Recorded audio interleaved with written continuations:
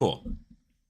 All right, I think we're in it. I'm gonna go ahead and get the info out to everybody real quick in regards to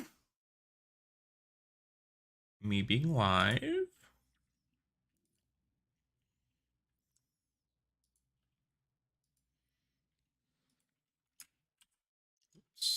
Shoot.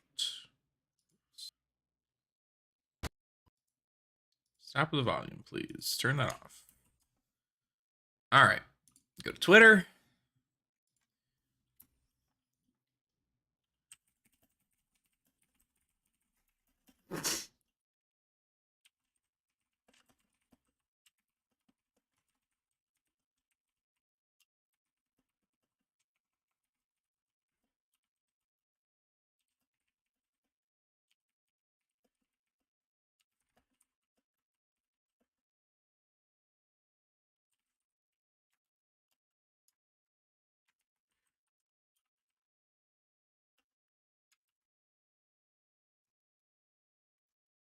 All right.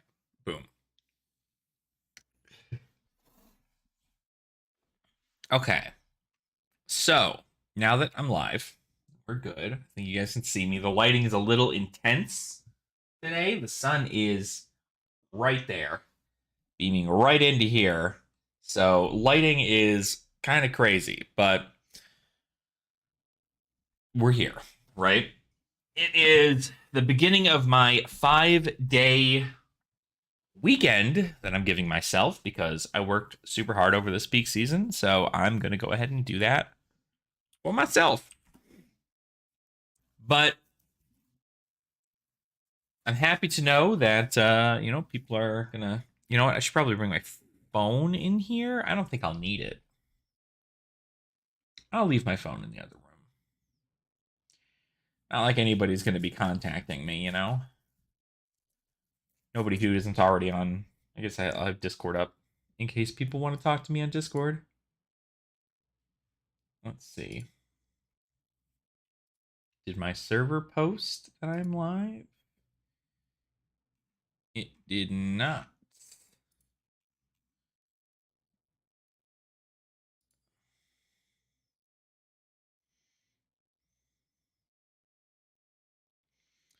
It did not. Interesting. Okay.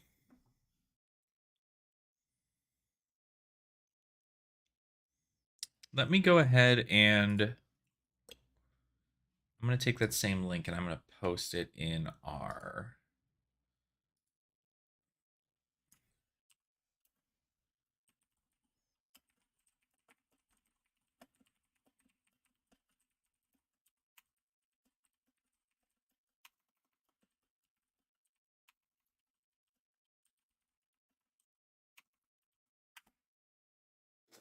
There we go. Okay.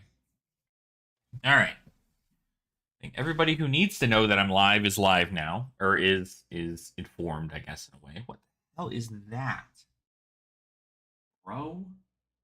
What are you on my head? Like a scab. It's a scab. Now it's not. Okay, so. Oh, thanks, Troy. Yeah, no, I've hit over 1K quite a little while ago. I think it was actually December of last year we hit over 1K. I'm very, very grateful for that. And so we are we're running through to getting to 2K. We're about 400 subscribers away, so obviously that would be pretty cool. I know I can't hit I can't hit a crazy end of 2024 goal for 400 additional subscribers, but hey, you know what? It is what it is, right? But thanks. Yeah, appreciate it. How you been? How are you? Oh no, you're not interrupting. You're not interrupting. I was mainly just going to chit chat and do some stuff, get into some talking topics and things like that. I just like to give it a little bit of time, let people know that I'm live, and then we can start our little discussions about stuff. So do not worry, you are not interrupting. The more the merrier. The more people talking in chat, the more I have to go on as far as topics and such. So do not worry, you are fine. Man, my keyboard is a mess. I gotta clean this thing. I gotta clean everything on this desk. This desk is a nightmare right now. Paring down my card collections. Figure start back in a new cycle. There you go. Yeah. I mean, that's kind of the big deal, right? I think a lot of people, they're taking the end of this year to reflect on their market choices, on things that they have, things they want. I even recently, I can't remember. Do you play Flesh and Blood, or do you play Magic? I can't remember off the top of my head. But in Flesh and Blood, I am almost done with one of my master sets. I need like 23 some more cards for the master set, but they're all like the most expensive cards in the set. So unfortunately, I have to figure out how I'm going to go do that. But I got a lot of Christmas gifts pertaining to like TCG Player. So, oh, there you go. Perfect. Well, there you go. So, well, I'm happy to know that you were able to try it out. And I guess like that's something maybe we'll even ask, right? Like, how do you feel your collection has grown since you've started playing Fab? Do you feel like you've been able to get things for your collection pretty well? What are you collecting, if anything? Or are you mainly just kind of like playing and getting into stuff from there? Let's see. I gotta pull up some examples of things while we chill out a little bit. Let's just take a look at 2.0 product and then the ever so wonderful Everfest. Okay. Hi to low. Hi to low. Hi to low.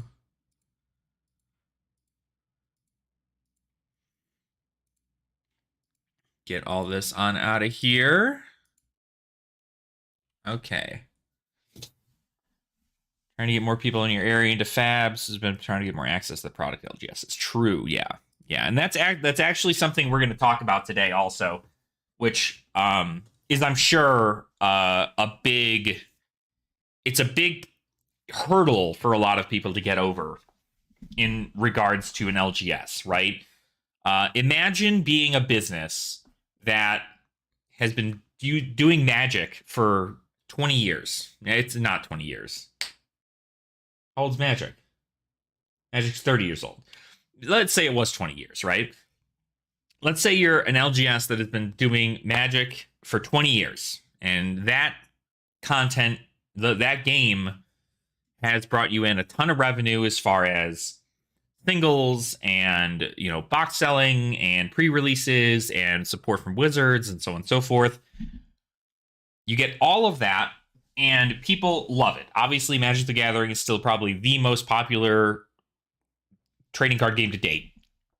And somebody comes into your store and says, hey, I have 4 people who would love to play Flesh and Blood at your venue, but we notice you don't have any product. Would you mind ordering product for us to be able to play, so that way you can get more people in? Maybe we can teach you how to play the game, and then you can figure out whether or not you want to sell this at a regular rate. Like, these 4 people are going to be the people who are going to come to your store, and then those 4 people are going to tell other people about where you can play, and those people in the area will move on, and so on and so forth. You essentially have to be a Jehovah's Witness for Flesh and Blood, still to this day. And the LGS goes, okay, cool, like, that sounds fine. More people in my store to buy more things. I'll gladly take it. You end up getting there. You get like 6, 8 people eventually to come regularly for an Armory night every single week. They ended up getting signed up with Gem. They get products through Gem, through the Armory support. and they buy product for their store because they know people are going to buy it. Because they're like, boxes. People are going to want to buy boxes because we have draft nights that fire here every night for Magic the Gathering. Why wouldn't that be the case for Flesh and Blood? People are buying boxes left and right for Magic. Why wouldn't that be the case for Flesh and Blood? They buy several cases over their own stock out of speculation, and then realize that nobody is buying boxes in Flesh and Blood. And so they end up sitting on that product, and it eventually just kind of doesn't ever really get sold. A couple packs maybe here and there. But from an LGS perspective, it's very hard to hold Flesh and Blood unless you are a store that specifically does super well in Flesh and Blood. The ratio of Magic the Gathering players to Flesh and Blood players is still very, large, right? You still have more people who play more people who play Magic than you do Flesh and Blood. Therefore, when you advertise something for Magic, it sees more eyes than when you advertise something for Flesh and Blood. It doesn't often see as many eyes. On top of that, you also have the concept of you're just going to have all this product, and it's just not, you're going to end up sitting on it, right? Straight up said he's unwilling to allocate display space to have singles when Pokemon exists. Exactly right.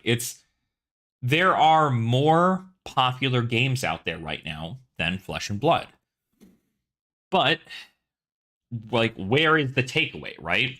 LSS, the creator of the game, needs to make money, so they need to sell boxes. That's how they make their money. They sell boxes. I'm sure they get some of the ticket price for people when they go to events like the Callings and Battle Hardens and Pro Tours and so on and so forth. So I'm certain that those go into the pocket of LGS or of LSS. But when you're talking a small mom and pop LGS that you and your 6 buddies have been going to for 10 years, you want to try them to get something new, it has to sell.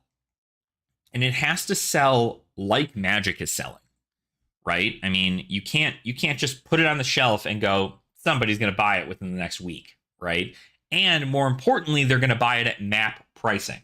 The other thing that we're going to talk about, right? Because map pricing, the minimum advertised pricing, is 20% less than MSRP that it would normally go for. And that is kind of let me see if I'm going to pull up. What am I going to pull up? What do we want to look at?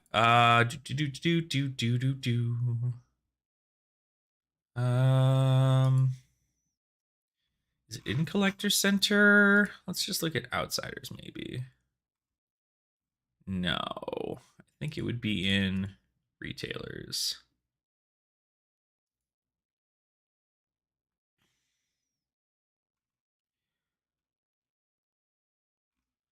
Nope, it would not be under Retailers. Marketing Assets, maybe? Outsiders. No.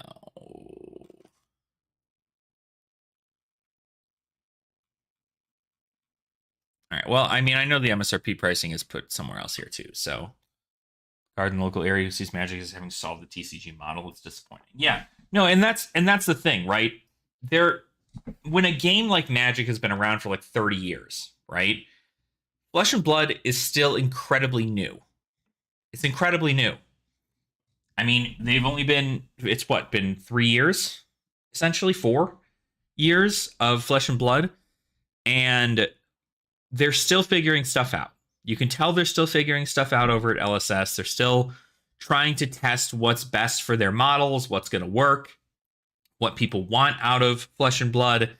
And with that being the case, you're just okay, cool. This is what we're looking for, right? This is the model we want to move forward with.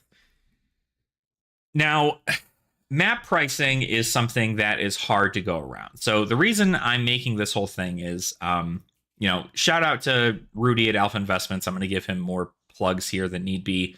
I mean, he obviously has been championing Flesh and Blood for a long time, and he really does enjoy the game and the company behind it, and I think that's really cool. But recently, he's essentially made a video that he did delete. He deleted this video.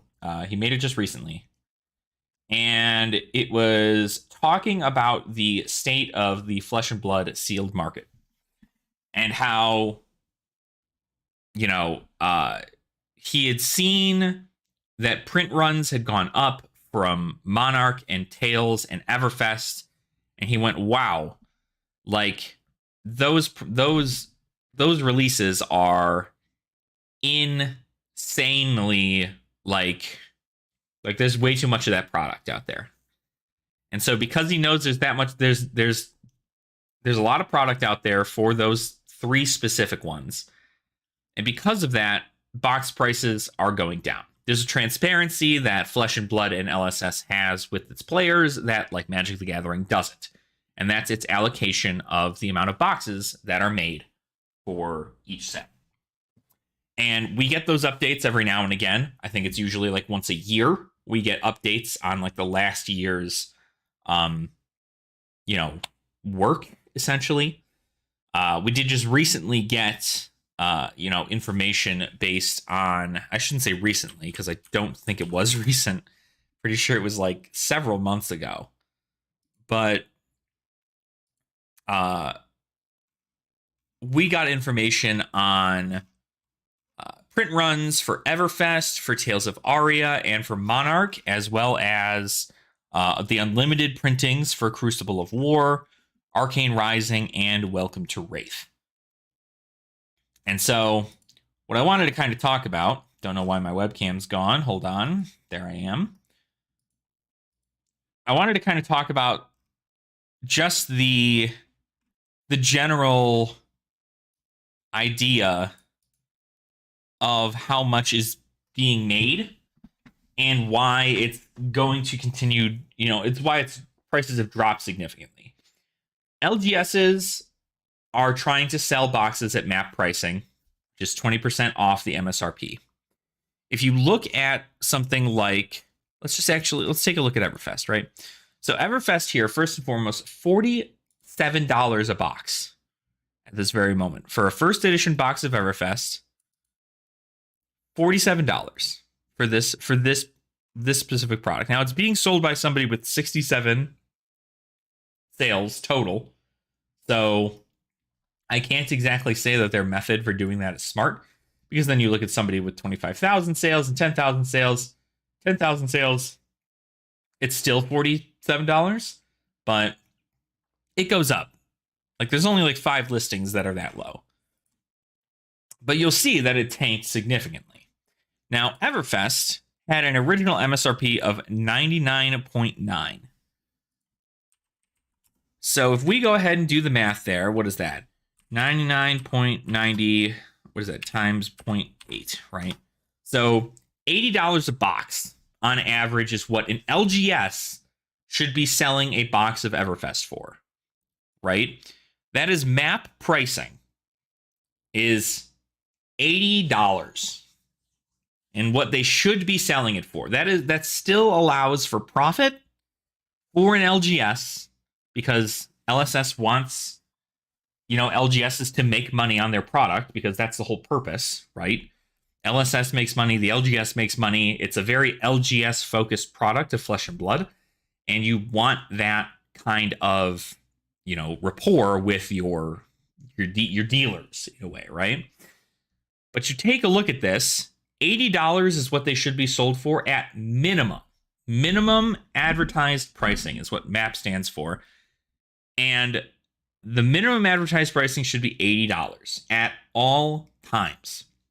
Now, Rudy was just recently talking about how he was selling his products at a less of a rate than MAP, strictly because he was having his patrons pay $10 to $15 a month to buy the product, so it kind of equaled itself out. But other stores, as well as LSS, had even contacted him after hearing several different emails talking about, hey, we need to this is not okay.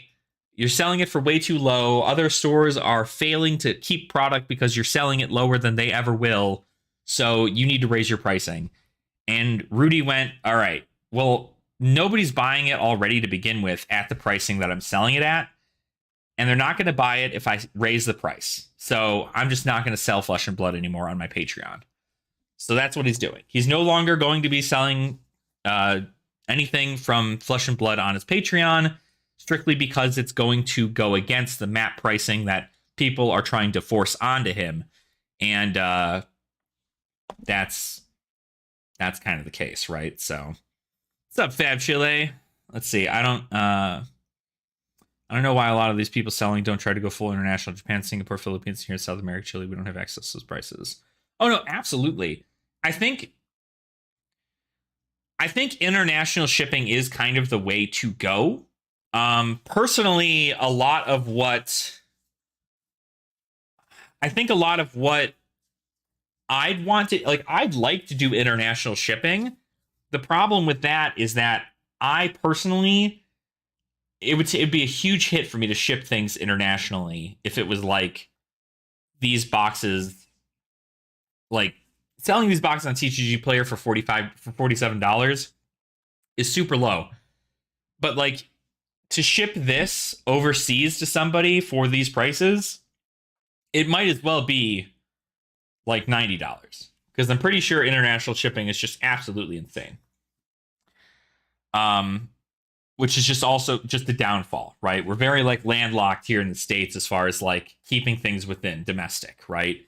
But I do agree. The singles market, as Flukenbox actually just made a recent video talking about his shop and talking about his things that he's doing. And he even says that he's seen like a 35% increase in sales and profit in his store over this year. And that's just because, like, there are places who are international who want these cards.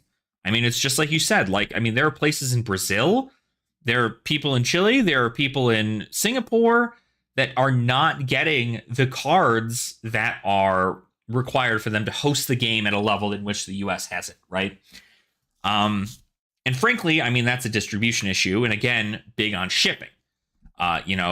If the cards are made in the States and then to be shipped out somewhere else, right, then that is harder for the people here in the States. But the people who can get really good deals on international shipping, those people are going to make a lot. I mean, that's just like Flukenbox was saying. Like he's made a really, really good profit and an increase in sales because he is selling internationally to the places that aren't just the US, right? He's APAC. He gets all the stuff from Japan printings and Taiwan, and the Belgium stuff doesn't really get to him. It's more the APAC printing things, and that stuff gets shipped up and sent out to the rest of the world. It's very, I don't know the actual true logistics of it, but what I know is that it is very, very difficult to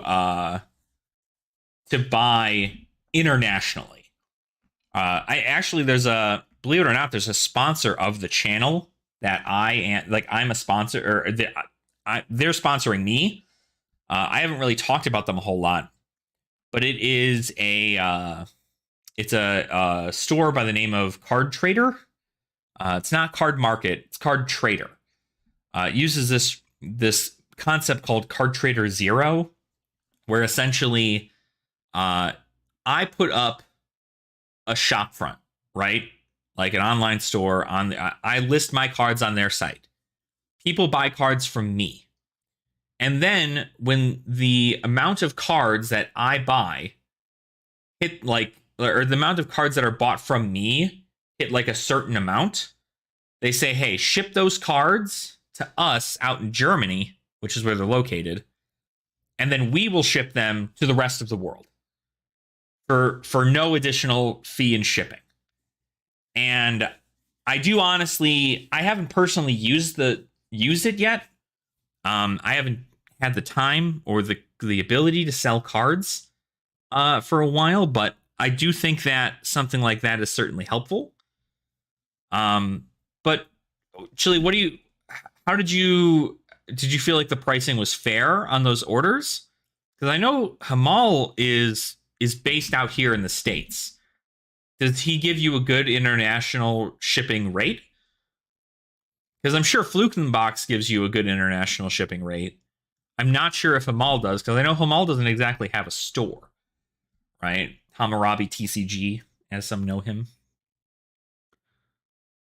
So I'm curious on what like shipping costs, if you're able to, if you have that information on you. I don't expect like, yeah, Fluke has a better deal on shipping, yeah.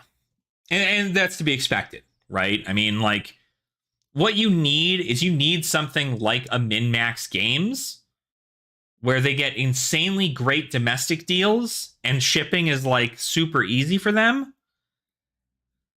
but out in like Europe, or like one person in Europe, one person in South America, like if you can just get like one hub area in each continent for Flesh and Blood, and then have that be spread around, that is going to be better for the sales of the company, right? Because people are going to be able to do that. So, $1,200 order from also $50 shipping was on. Yeah. $50 shipping on a $1,200 order, that's good. That's good. I think that's actually really, really reasonable, because I imagine it's, I'm sure it was boxes, right? You're buying boxes and not singles. So $1,200, I mean, you're able to get a good deal. And I'm not gonna lie, Hamal's got really good deals. So hooking you up with $50 shipping, yeah. Hamal's, I personally have not shopped with him, but I mean, there's a reason that he's still talked about to this day. Like, the Bazaar is certainly a place I'd like to start buying some stuff from. But yeah, it's just, but like, this here is what's happening currently in the States. And I think it's really showing how the States handles its market compared to how like the rest of the world does, right? There's no way anybody outside of the United States is getting a $47 box of Everfest. Like, I just don't think you are. Unless you are buying it from somebody in the States and then getting it shipped to you. And then at that rate, you're paying $30+ for shipping for a box. So add $30 to that, you're sitting at $77, which is almost map pricing. It's like $2 under map pricing. And that's just not going to happen, right? You're not going to get that price. And again, the reason being is like a lot of people in the States, they get product, they think it's going to work out. They're going to go, yeah, I'm going to sell it. I'm going to sell it for $79.92, right? $80. This is where LGS is here in the States. Should be selling almost every box that comes out. You take a look at Outsiders, right? Outsiders boxes are a little bit more for their MSRP, if I recall correctly. Let me see. Yeah, their MSRP is $109.90. So $109.90. Take 20% off of that. $87.92. So $88. You can buy a box of Outsiders. That's where you should be buying it at your LGS for the minimum advertised pricing of $87.92. Card market is ever for €65. Oof. Well, what is that? Like, that's like $63 US. I'll have to, hold on, I gotta do the math on that. I never remember my conversions. At $72 US. It's more. So it's $72 US. So that means that you're still buying Everfest for near map pricing, like $5 under map pricing. in United States, but you can buy it for nearly half of the price. You can take $30 off of that price out here in the States. So again, this is a very landlocked situation here, right? It's a very landlocked situation here in the States, right? That's why we look at TCG Player, because this is where most people in the States are probably buying your cards, or at least buying anything that they don't, if somebody doesn't know how to specifically go about buying stuff from, Hammurabi TCG or, Min-Max Games or some other like LGS, you can buy from TCG Player and somebody on there is going to sell it, right? But again, you look at $87.92 is the price that you should be selling Outsiders booster boxes for, and $67.50 is the one you can get for right now. $67.50, $67.50, $62.64 with this pricing. But the other thing you also have to think about is shipping specifically for these, right? $87.92 is the price you buy flat rate right at your LGS. Yeah, it's absolutely a distribution problem. There's not enough product being kept in outside of the US.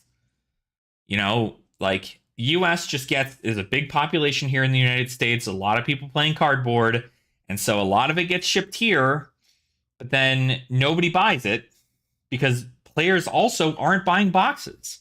Players will probably buy maybe like a box, if not 2 boxes. But nobody's out here chasing. The one person I know for a fact here in the States that is just like insanely buying case after case after case after case that I personally know of is Master Set Madness. The guy over at Master Set Madness. I'm sorry, I don't know his name. But I know he buys case after case after case after case because that's just what he does. Right? He buys all these cases to get the master set, and then he sells the singles online to everybody through his store. And they're the ones that he doesn't keep, right? But that's entirely it. I think there is a small distribution issue here, obviously, because like if this is what you're supposed to be buying it for in an LGS and this is what you can buy it for online, the shipping is included. Now, tax also isn't included for the record, so this is probably more like $70. But even still, $70, you're telling me why would you ever go to an LGS and go, hey, LGS, I'm looking for Flesh and Blood product. Yes, person who is looking for Flesh and Blood product, I have it here for $90 for an Outsiders box. $90? I can't buy that for $90. I can go online right now and I can buy an Outsiders booster box for $70. I take $20 off the top just by buying it online. Like at that point, the LGS will always lose. So I think that the big thing I wanted to talk about is like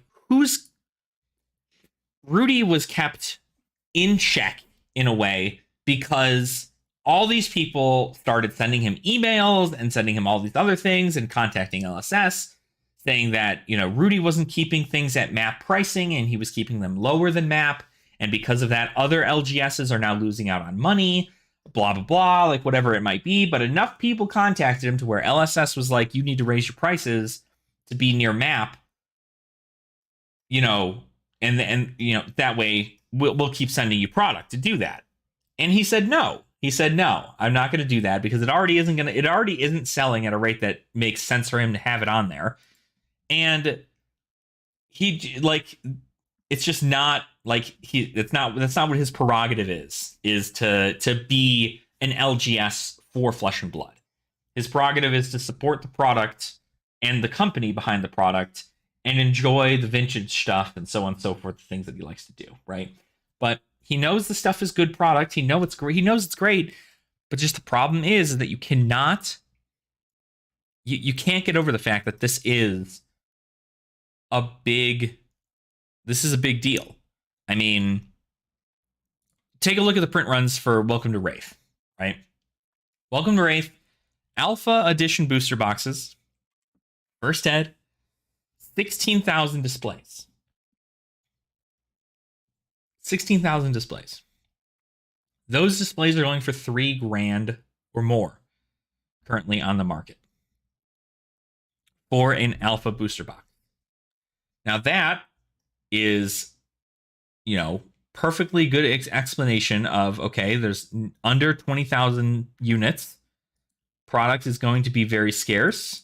Product is going to be rare. There are rare things that come in alpha product. So that's going to need to, that's going to be worth something. But this 248,000 displays of unlimited Welcome to Wraith is not what you want to see if you are planning on buying a bunch of boxes and holding them, right? And again, this comes with the whole arbitrage situation. If a collector wants to buy sealed, or if an investor wants to buy sealed, they're not going to buy sealed when this number is 3 digits. That doesn't make any sense, right? Or not 3 digits, it's 6 digits. Not going to make any sense for that. But truly, 248,000 displays is a lot.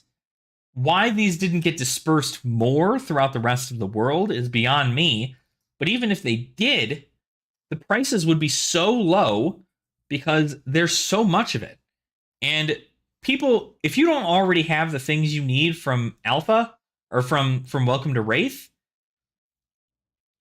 like the singles are nearly inexpensive unless you're talking about like the Fable, right? Hey, what's up, Savannah? Yeah, you have a happy New Year as well. Yeah, I don't know. I don't know what the I don't know if there's going to be like a fireworks show or anything out here. Maybe we'll see about finding one. We're trying to figure out what we're going to do for New Year's, but I'm not entirely sure what the plan is. But even when you see these things here, right? 10,000 of each of these like hero starter decks. The number is not 6 digits. It's not even 50,000. 10,000. 10,000 of each deck. So it's very rare to see that. But when you pump into something like Arcane Rising, again, Arcane Rising, same display for first ed. So you got a little bit there, but the print run is significantly less. Yes, absolutely, Savannah, absolutely. We'll catch you on the flip. The flip. But, what was I say? So 179,000. This is nearly like half of, well, not half, but like it's a significant amount less. It's like almost 100,000 less than Welcome to Wraith for Arcane Rising. And that's for the unlimited, right? No booster decks were made for this or anything of the sort. Crucible of War, significantly more first ed product. They raised the print rate for Crucible of War by 100%. But then they dropped the unlimited for Crucible of War to 125,000 displays. So you're telling me you went from 248,000 to 125,000. So it's half of the price. So currently, Crucible of War, all things considered, has probably the best rate for unlimited product in the game right now. 125,000 for its unlimited product. There's not a lot of it. It's got a bunch of good stuff for all of the original heroes and a bunch of really good support cards. It's really great. But then you look at Monarch, right? Monarch had a first ed of 125,000 displays. So 125,000 displays for Monarch. It is very much where. Oh, this has already been announced. I know we already talked about this, right?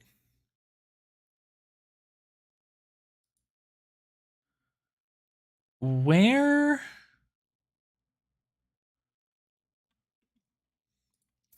do we find this?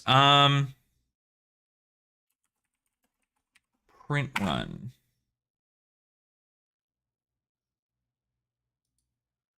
Is it this? No.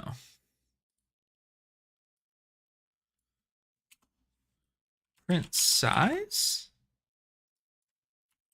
Size? No. Print.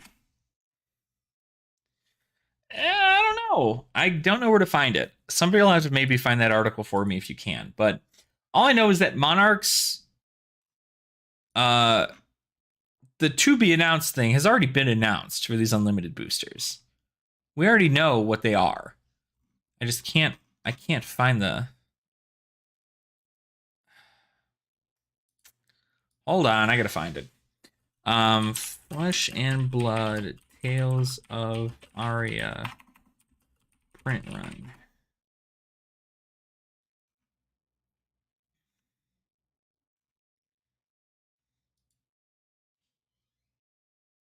Is this the one?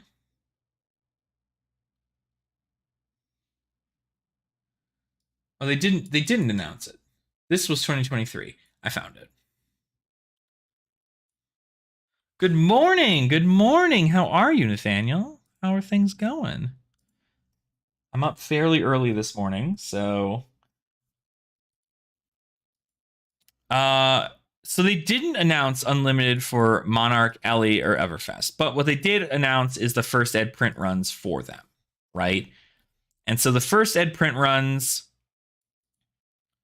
these are NA obviously got a good amount of them, and the rest of the world got like a percentage of it, right? So you'll see how there's a huge rate spike here. You went from having a product that had 16,000 units, 37,000 units, bumped all the way up to 125,000 units, and then 208, and then 229.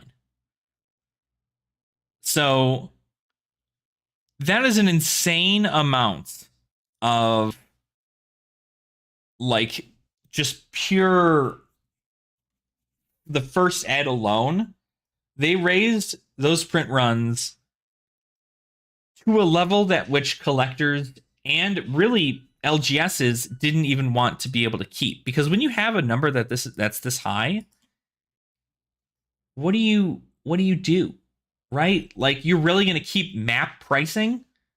There are so many people out there who are just like, no, I just want to get rid of this stuff now that I know that it's 229,000 for a thing at Everfest. $47.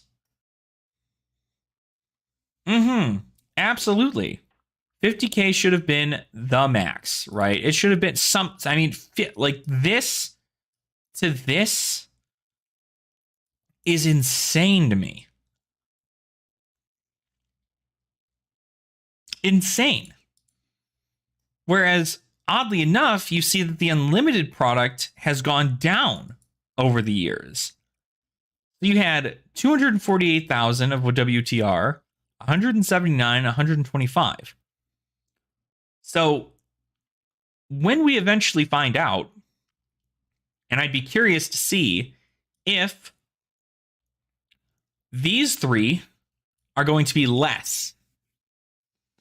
Because if they're keeping that rate down significantly because they have more first ed product and less unlimited product, that isn't going to bring up the price of unlimited product, mind you. Like, if this number is 125,000, but this number is 100,000, or it's like 75,000, that does not mean that the unlimited Monarch is going to start selling for more than first ed. Because first ed still has all the cold foils in it. Unlimited just has rainbow foils. You're not going to find anything like of a collector version, like a collector value of itself in there. Or if anything, the rainbow foils are then going to kind of come close to the first eds just because that's how it is. So Stuff and Tails was more expensive than cold foil for a while and it might go back to, oh, interesting. Yeah. I mean, if that might be the case. I mean, again, I'm not entirely too sure. I think that, you know, we're seeing a wave here, and it's very interesting. Like, this also, they didn't even Sorry, excuse me. They didn't even print an unlimited Everfest. Like, first ed Everfest was it for them, which means that 229,000 is it for all of it. And even still, that's too much, right? Even if you split that into 100,000 first ed and 129,000 unlimited, like, that would still be probably too much for people who are, who are trying to collect the game.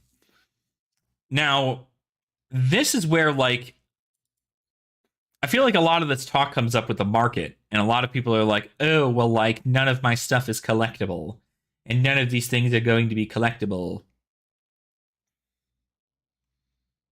Pretty sure they're saying unlimited for Everfest they didn't release. I mean, I wouldn't be surprised. I think that'd be smart that they sit on it, right? And you could do something for it. But I'm genuinely curious if they did switch to more of a printed demand for 2.0. And when we talk about general demand, it is with not a lot of people buying boxes and not a lot of stores like cracking a ton of boxes and then selling the singles, and only a few individuals just opening tons and tons and tons and tons of product. How much of Uprising, Dynasty, Outsiders, how much of this exists in our current world, right? I mean, when you have Uprising boxes $67, I mean, you're practically guaranteed a cold foil in this, but the price has sunk drastically. It was $99.90 for the MSRP. So we do that again, right? What was that? $99.90 times 0.8. Oop, not plus 0.8.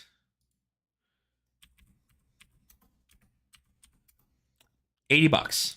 So $13-ish less, probably like $10 less after taxes.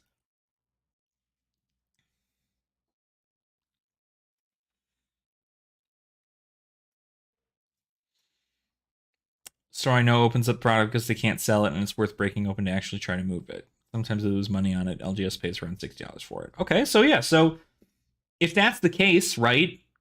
I do truly believe, again, like I was talking about this earlier, I'm not sure if you were here for it, but Fluke Box has said that since he started his store, like even just at the beginning of this year, from this year till now, he's seen a 35% increase in sales. Just in his store alone. I know MinMax is doing super well on singles. They nearly sell out on a good portion of their stuff when they set up a booth at a Calling or a Battle Hardened or something. Because if people want to play a hero for like an event for tomorrow, they'll buy like the entire deck from them that day. I've done it. I've seen it happen. Like when I was at Calling Indianapolis and I wasn't sure if I wanted to play Dromai in the Calling, and I thought about wanting to play Lexi because Lexi was going to be better into ninjas, I went, I'm going to buy all of Lexi. I bought nearly the entire deck. The Channel Lake Frigids, all the arrows. I didn't have any of that with me, right? I didn't have any of my bulk with me, so I didn't make any of it. I was just like, oh, well, all right, like, I guess I'm just buying it. So I was buying commons for like 50 cents a piece from them. So the singles market is insanely good for Flesh and Blood because, one, there's nearly not enough of them on the market, and two, people want to buy singles, right? If they're going to play a certain hero, let's say you want to play Fi, right? If you want to play Fi, you can buy singles to make sure you get the cards you need for your deck. Or you can be silly about it and you can open up an Uprising booster box, not get everything you need, buy another Uprising box, maybe get some more stuff in there for you, right? But you still haven't pulled the Tiger Stripe Shuko. So you need to open another Uprising booster box. And now okay, now you pulled the Tiger Stripe Shuko. Cool. You need, now you need, what's another card? Fyra. Mask of Momentum. Oh, shoot. How am I going to get Mask of Momentum? Well, you got to open up WTR now. Got to go crack open some WTR. Okay, oh, now you got to do that. Like, a player isn't going to do that. A player is not going to do that because opening up WTR does not make you go, oh, these are going to be cards I need for Fi. You're going to go, I'm going to open up these cards just because I want to play with them. And if I need cards for my deck, a specific hero is usually tied to specific sets. So it's very, very difficult for a player who is like, if you're a mechanologist and you love mechanologist, you're not going to buy Uprising. You're not going to buy Outsiders. You're not going to buy Dynasty. You might, well, Dynasty you might buy, but I would suggest buying the cards.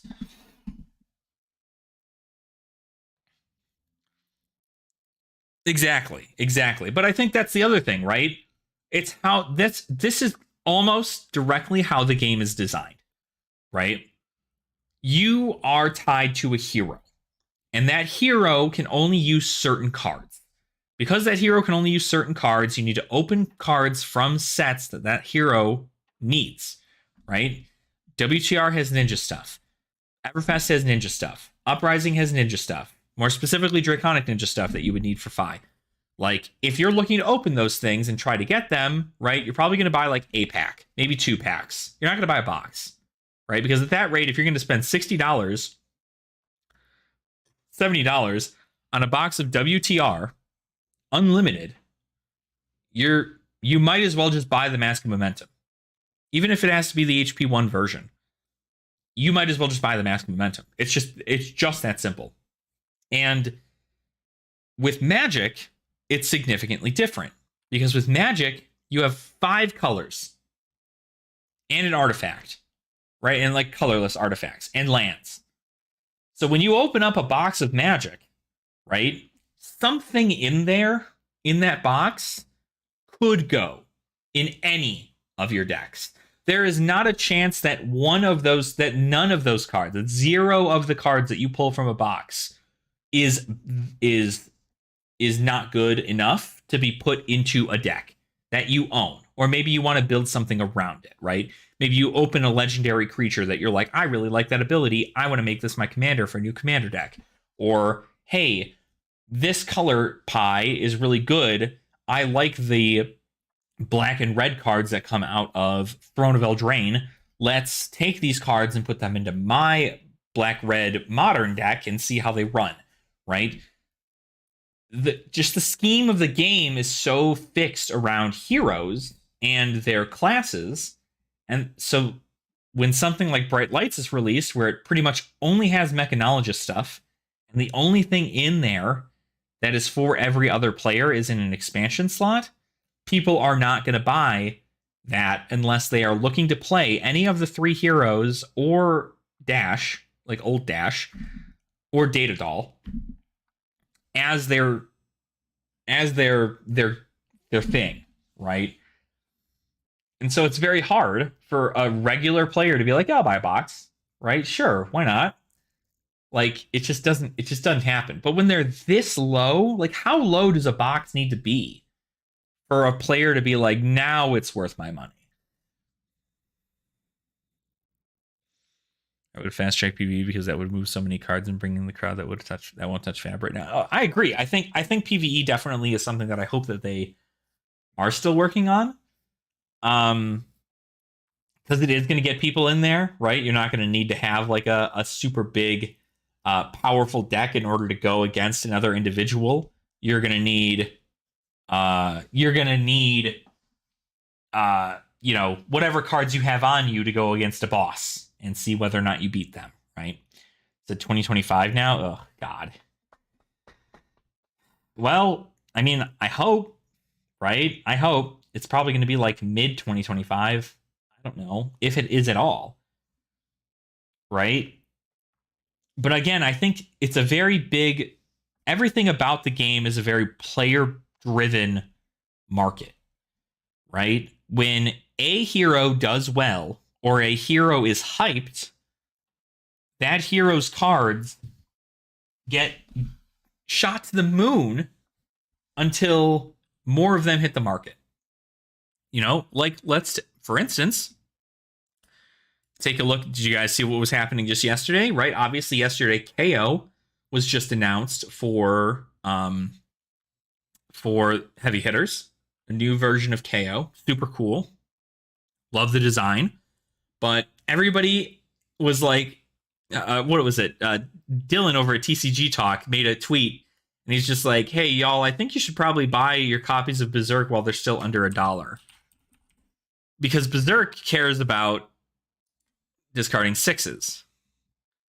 Well, as you can tell, Berserk did really, really well because it went from $1 to $6 in market price, and now it's up to 10 in a day.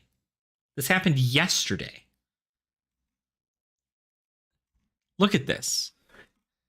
There's now only 16 listings for Berserk, a card from Dynasty. There's only 16 listings left.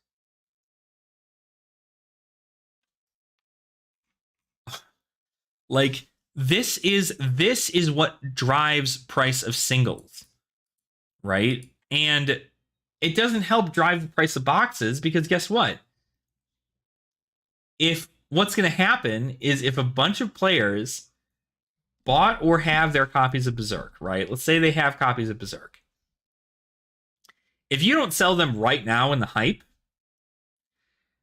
when KO is released and eventually people go and play KO and he doesn't end up doing good in any of the formats in which you can play Berserk, this card is going to drop back down to maybe $1.50. Because a lot of it's based around hype. Hype and results is what drives the singles market, which is why it's so important to hoard all of your cards.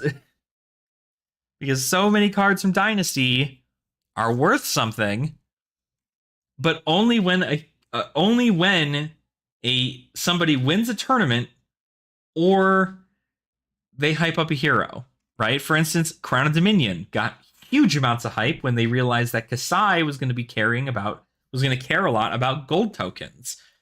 So Crown of Dominion shot up from like $30 to like $55.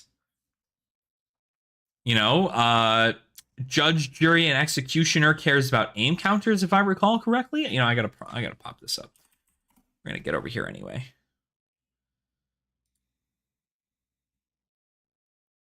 So many good cards. Let's see. Yeah, Judge, Jury, Executioner. Yes. Legendary Azalea Specialized. If this has an aim counter on it, it gets, when this hits a hero, they discard all but one card from their hand. This is insanely good for aim counters, but Death Dealer doesn't put aim counters on things. You have a couple other buffs that put aim counters on things, but a card that cares about aim counters, Sandscour Greatbow. Sandscour Greatbow cares about aim counters, and I'm pretty sure this Marvel is still down. $80 for this cold foil, but I bet the actual card itself has probably gone up in price. Let's see. I gotta find it. Let's see. Sandscour Greatbow. I should just look it up. Maybe it has not risen. It is 90 cents. It is 90 cents for this. So Sandscour Greatbow is another thing in which they can go, yeah, like you could buy this for 90 cents, buy like 20 of them, right? Buy like $20 in Sandscour Greatbows. And then when Azalea wins like 2 callings in a row with a Sandscour Greatbow build, this card is going to go up to like $20 for some reason. And the cold foil is going to be even more. Done that and then turn around and bought it from like a tenth of what I sold it for months. Absolutely. It is not. It's so that's often why I ask the question, right? Whenever I see people go, you know, these big channels make their tier lists for competitive CC play, it's huge for me because I can then look at that and go, okay, what do they think is not going to do well in this meta right now? And they take a look at it and they go, okay, what's not going to do good? I don't know. What's not going to do good in this meta? Name a hero that's not going to be good in CC. Vincent. So like, I don't know. Maybe Vincent will be good. I don't want to call it too early. Try to think of like garbage heroes, like heroes that just genuinely don't see a lot of play. I don't know. I guess we can just use Brute as an example, right? Before the stuff for KO was announced, nobody was playing Brute. I shouldn't say nobody. There are a lot of people who were playing Brute. Brute life, right? Brute is love, Brute is life. But this is... Oh, she can get encounters for... Oh, that's right. That's right. Although that's a little bit more specific, though. Right? I mean, like, I've seen Zandscour do pretty neat stuff, considering it allows you to also look at the top card of your deck. All right, you can pay 1, look at the top card of your deck, and you can put an arrow from your hand or on top of your deck face up in your arsenal zone, go again. So it's obviously a May.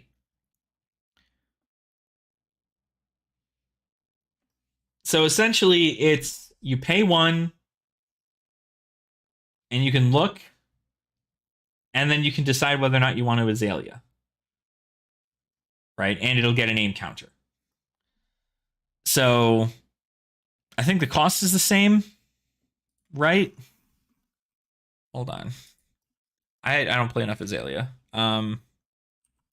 Crow's Nest. Whenever arrows put face up in your arsenal from your deck, you may pay 1. If you do, put a name counter on it. Yeah. Like, this is just Sandscour Greatbow, but you don't get to look at the top card of your deck. But Death Dealer allows you to put a card down in there and then draw a card.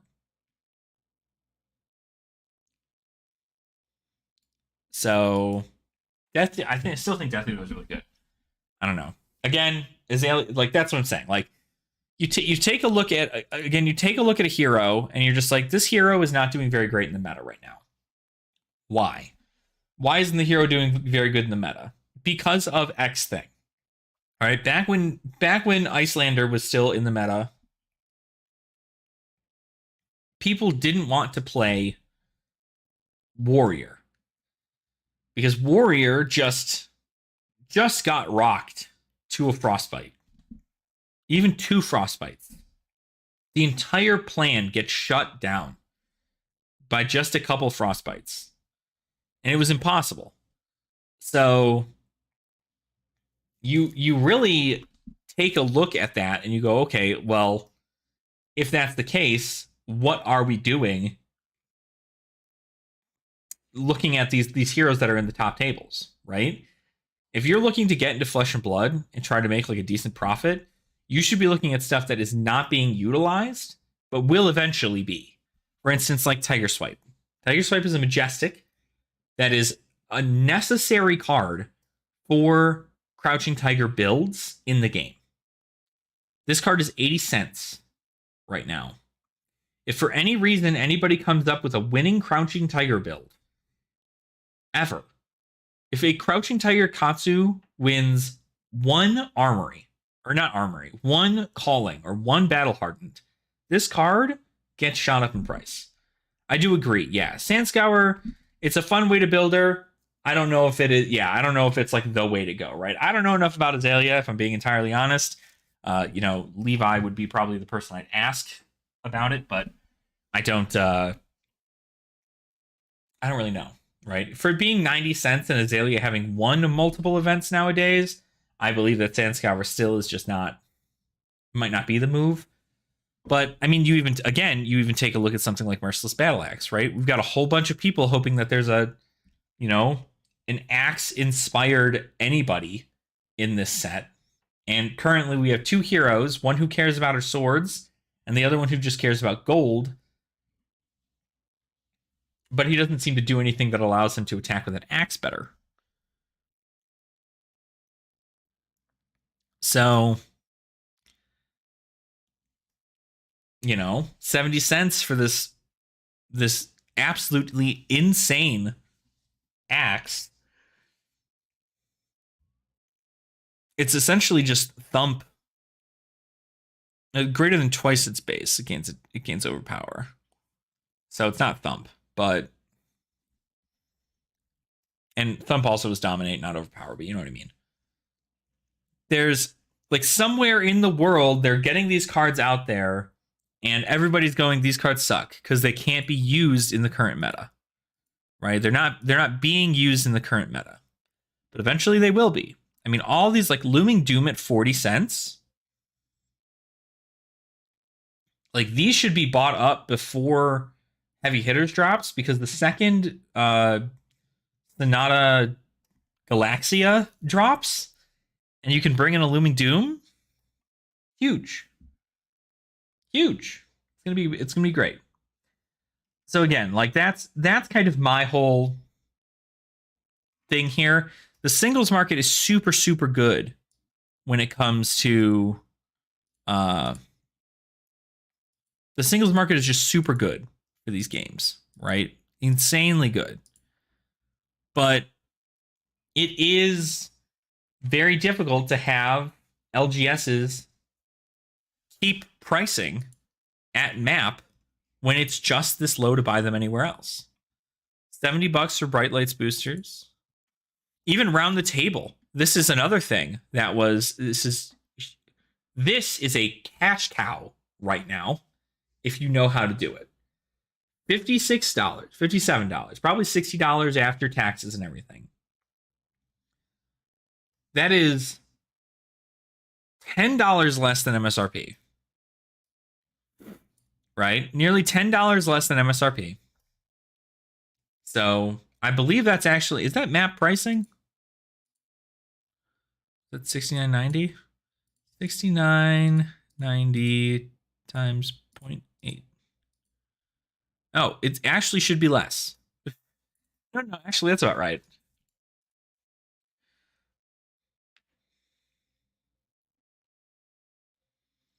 Oh, absolutely. It is absolutely worth it. Like, I would suggest every store that has Everfest right now crack it all open and just sell the singles, because nobody's gonna buy a box. You can't draft it, and people would rather buy the singles from that set, and then you can do something with the bulk. You know what I mean? Like, but this is even an insane thing, because you look at this. Let's say you pay $60 for this, right? Let's say you pay $60 for Round the Table. For Round the Table, you get a $12 card, two $12 cards. So that's already, okay, hold on. Let's math it up real quick. Give me a sec. It's really only those two that care. But so let's just assume it's 12 and then plus, I don't know, 24, so what, 36, right? 36. Then you get the Professor, which is another $3. You get the Cold Foil Weapon. You get the Mauling Key, Melody, all these things. You get some Cold Foil Weapons. You get like entire decks. But in most cases, yeah, that is what it is. I mean, like all of these decks here, if this deck is 2250,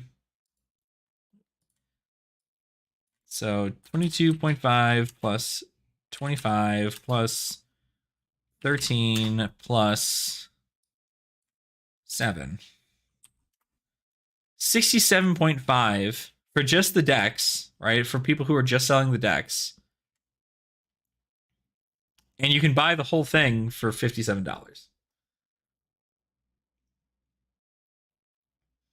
Because like some people don't want to spend, like if you're looking to just get the Bittering Thorns, you can just buy the Ira deck. And you'll get the mask, you'll get all the Crouching Tiger armor, you'll get the Bittering Thorns, and the same thing goes for Brevant. You'll get the Civic Steps. You'll get all the Tower and Crush cards. Professor's whole deck cares more so about you being in UPF, and Melody can't be played practically anywhere simply because it's just not good. Not like a deck you can run in Blitz, you know what I mean? So, and you can't run her in Commoner.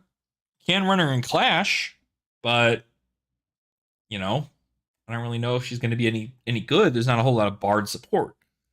So, kind of stuck with what you got. But that's what I mean. Like, you can buy something like this and just sell all the decks, and it'll be perfect.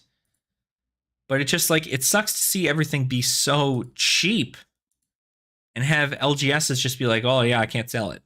Like, this is still good to me, right? The fact this Dust Till Dawn booster box is still $75, I think there's a reason this product is still the way it is, right? It had a dip for a little bit there, but there's a reason this product is still selling boxes.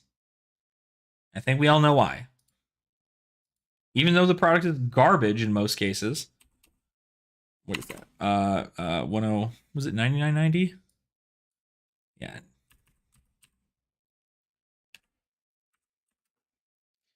Yeah.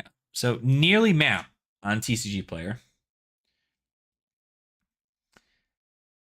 And the reason it's going for this much is because you can get an actual, genuinely rare card out of this set. You can get an actually super genuine rare card out of the set. And on top of it, the Marvels are super beautiful. Obviously, if you pull a Marvel of any of these, you're making good money, right? Crown of Providence reprint is huge.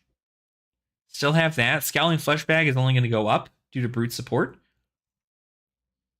Warmonger's Diplomacy obviously is a card that is probably not leaving the meta anytime soon. So this card is cracking everything. These extended arts are doing super well. Like, the cards in here are good. And I just think like that's probably the reason why, like, you see a lot of these cards be over $100, over $50. And you're like, oh yeah, like that's what we need, right?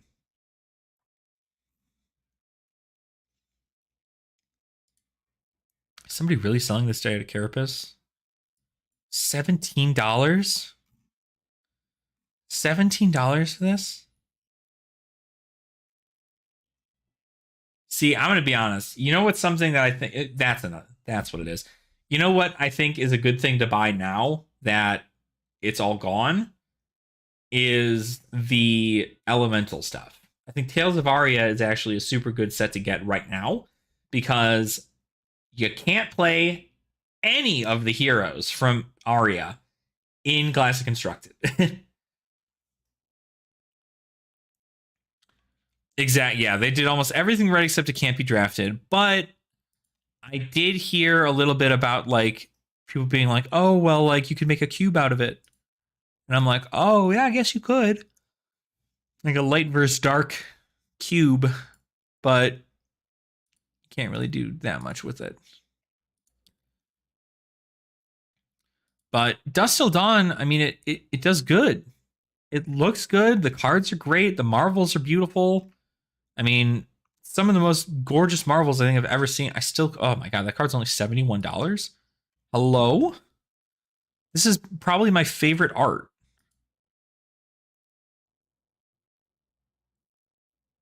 Maybe I buy this.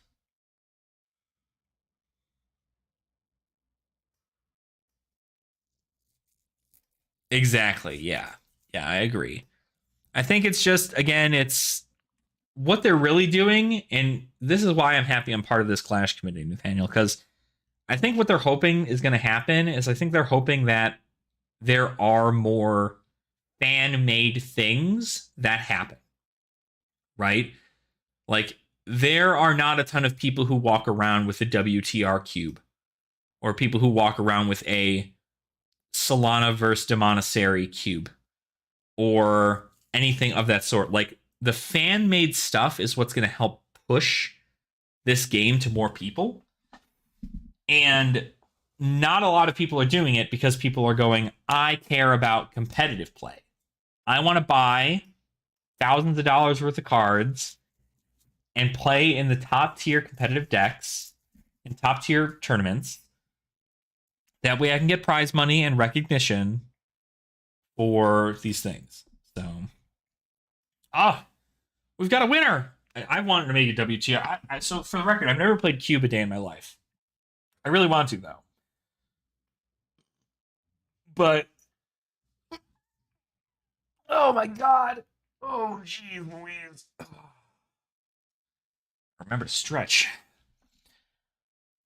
Yeah, so it's just one of these things. I think you just take a look at a lot of this stuff and you're just like, wow, like nothing is really just like selling insanely well. I think Dusk Till Dawn having actually genuinely rare cards in it is going to be huge. I think the set is going to continue to sell super, super well.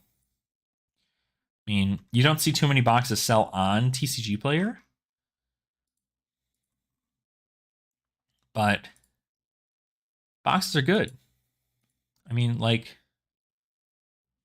do I still have February up? I don't. February. Let's go to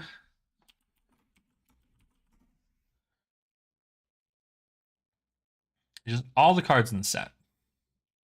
Right. Beautiful heralds. They're not foiled, but they are extended art, so they're better than the regular normal foil or the normal ones.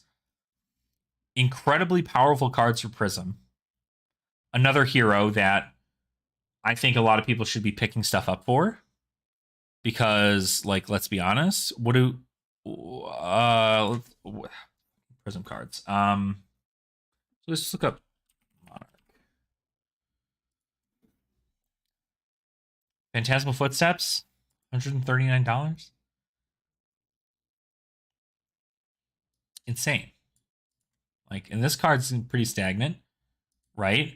What else? I mean, Herald of Erudition Extended Arts, still going for a lot, because obviously first ed. More stuff from here. We're gonna need Herald of Erudition, still about $5. What's other things that Prism plays? Genesis.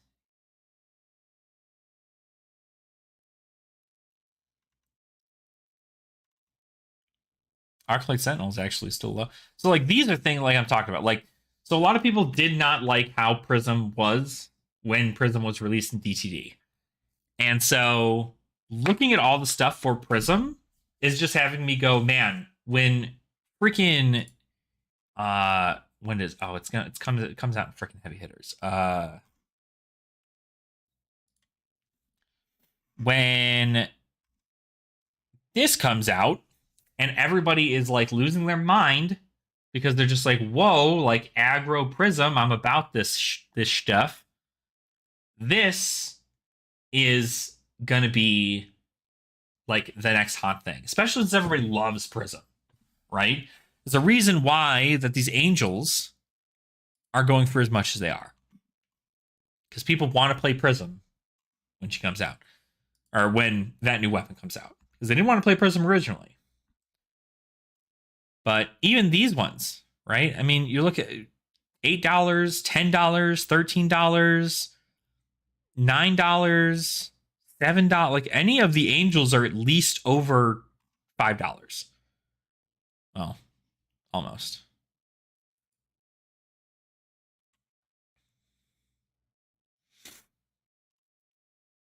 Yeah. Like every angel is about $5. And that's huge in a set. You don't often see this. Normally there's like 3 cards in a set that are actually worth anything. Dusk Till Dawn? There's a reason I'm collecting the set. And I'm genuinely thinking I should start buying now. Especially this. God, this card is so beautiful. And what is this one? When this attacks, you can banish a card from your hero's soul. If you do, turn a card into any banished zone face down. Yeah. That's very specific to certain heroes. So I don't know. Maybe that's why it doesn't have a whole lot going on for it. This is another one of my favorites.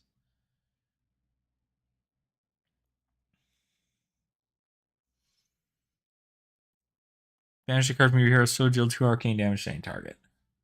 This is great for dragons. Hello? And I also love, for the record, that a bunch of these angels, they just need to attack. They don't need to hit. They need to attack. And that's it.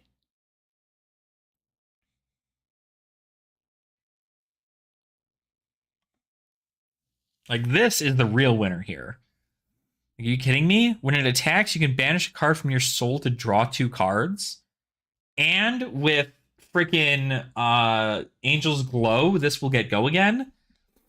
So you can pay 2. You can change this figment into... You can change this figment. You transform this figment into the angel.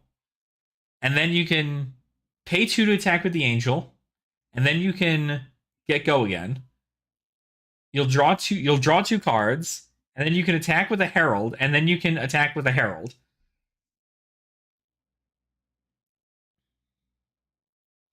Give her go. Oh, well, she'll get go again with this. If there's a yellow card in your pitch zone, the first attack action card with Herald in its name you play each turn, and your first angel attack each turn get go again. That's why those cards went up so insanely crazy in price. Because this card is going to be the thing that's going to make her insanely good.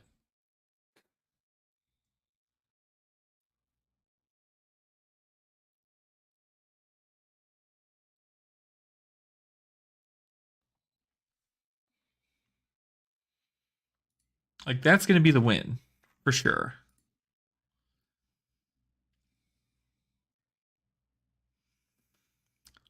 So you pitch 2 to banish a card from your soul and awaken a figment.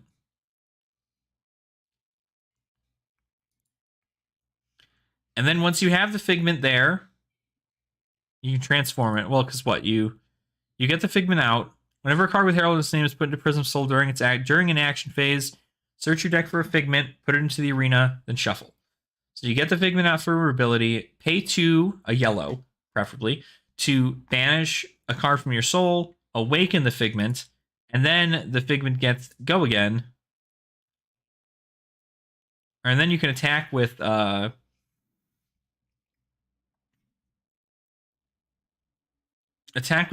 with another 2, draw 2 more cards, and then just be able to do more things. Like, I just think it's good.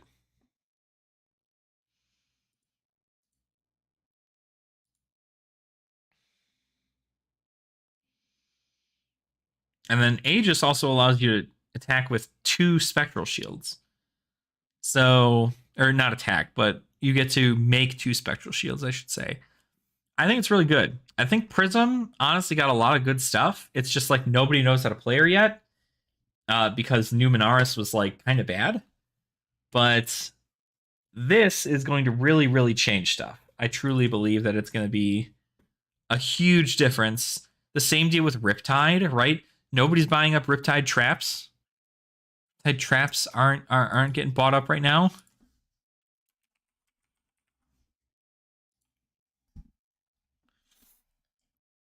Let me see. I mean, shoot, Trench is $16. Let's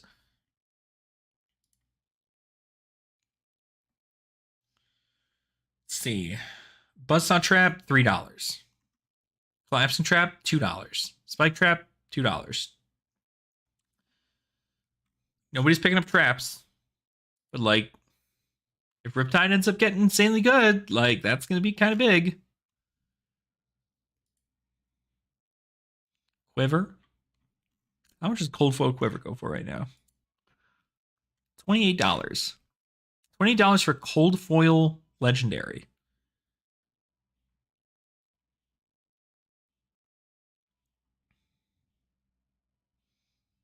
That's kind of insane.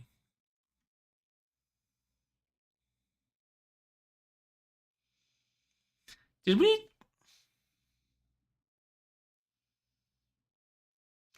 Daniel, I didn't even think about this. Quivers go into a weapon zone. So can you have any rarity quiver in Clash? Or did we decide just strictly the weapon you're attacking with needs to be any rarity?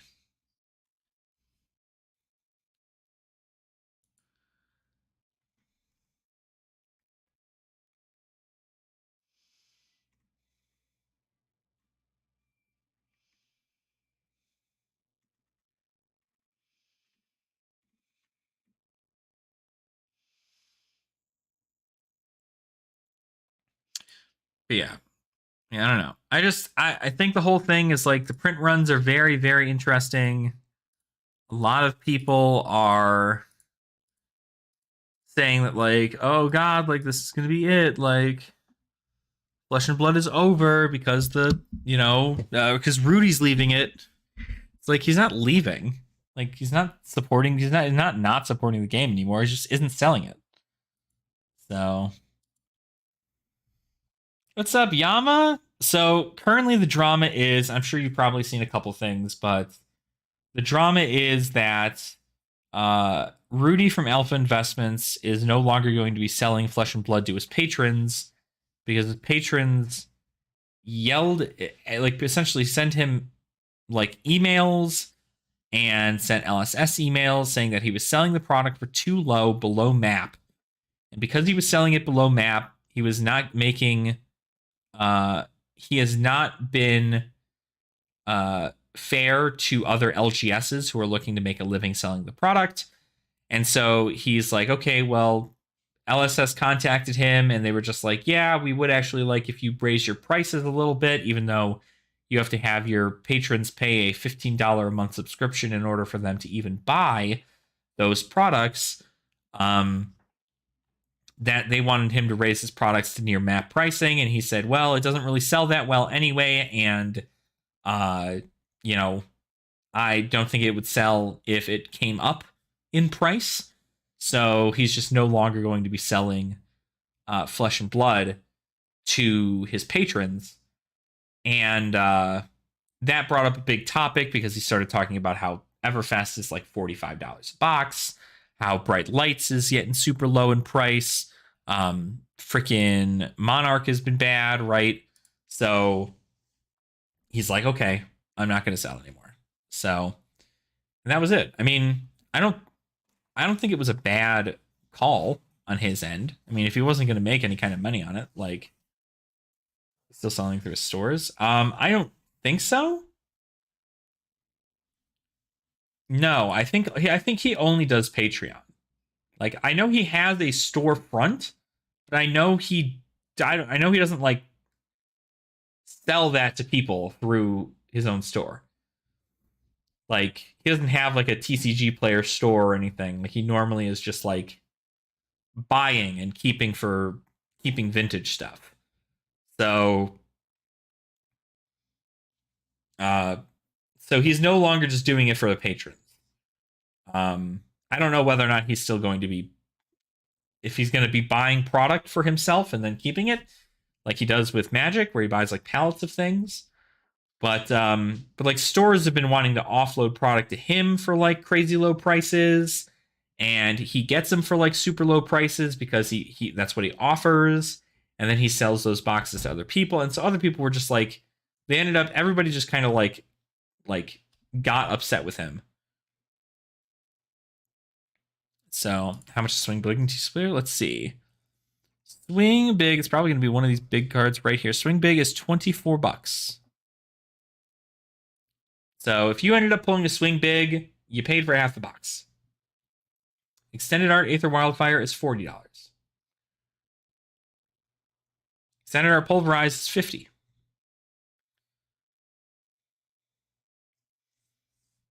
And then of course the Fabled is $125.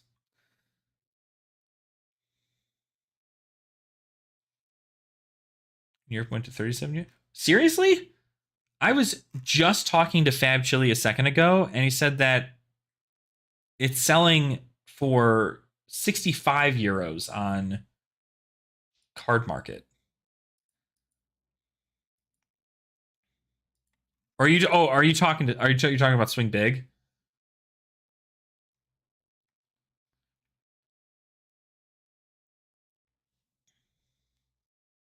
Oh, I see.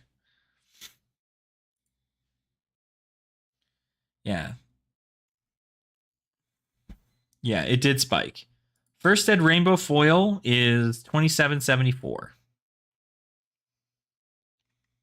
And you'll see, like, this is the went kind of crazy.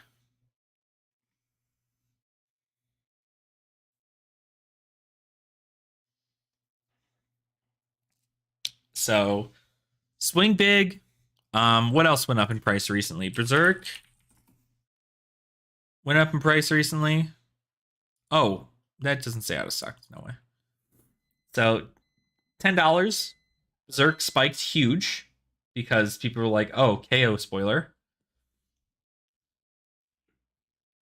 And then what else went up? I actually think, funny enough, for the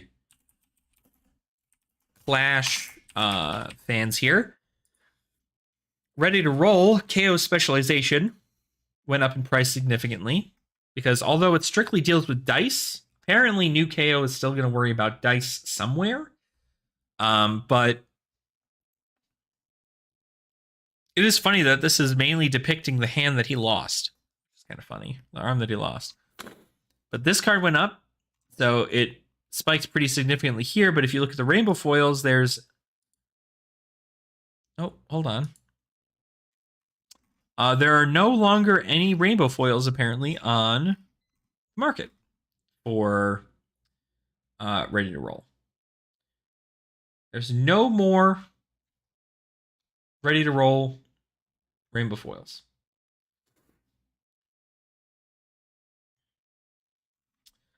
So yeah. It's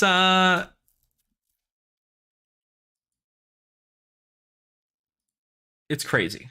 It's crazy. The amount of Brute hype that happened recently is just insane. But yeah, that's kind of the drama. We're looking over like how weird the market is right now, and it's again a discussion based around strictly like people have to know that it's a player-driven market, not a collectors-driven market. You know, when players do really really well with certain heroes, cards from that deck list go up in price sometimes. Yeah. Yep.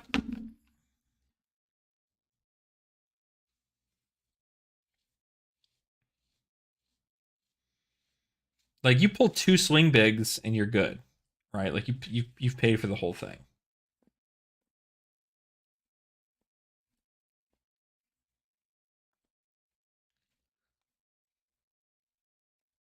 But I mean, it's also funny because like again, like it's all based around hype. Cuz like you take a look, right? How many of these swing bigs are on the market right now? What do you have out here? 17 listings. It's currently 17 listings for swing big, and there will probably be more the more people who get into brute, right? So again, this is the arbitrage situation, right? This is the arbitrage situation. The cards go up significantly. People go, "Wow, you're telling me I could buy a box, get a easily found majestic, and pay for half, if not three-fourths of that box, and its price in just one card. I'm going to buy that box." And then people buy up a whole bunch of boxes until eventually this number right here gets bigger. And then when that number gets up to like 50 listings, then people are going to go, okay, it's no longer $24. It'll be like $10. And now people are going, oh, well, I don't know if I still want to do that. Like, I'm still not sure if I'm going to make the box price. But $10 a majestic, I mean, like, that's still pretty good. What's up, Ravenous? How are you, man? Welcome on in. Thanks for hanging out.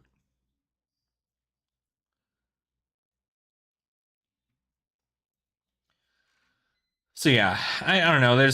It's all hype and deck performance, which is why it's so hard to do like strictly collectible stuff, right? Like for instance, there's a lot of people who are hyped about a new arcane set that's due to be released. We don't know when that is or if that is actually a thing that they are doing.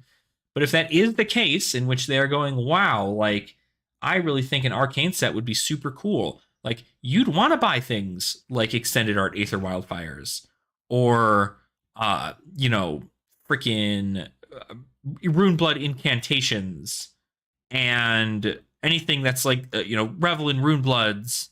You've got Arcanite Skullcaps for Arcane Barrier. You've got all these other things.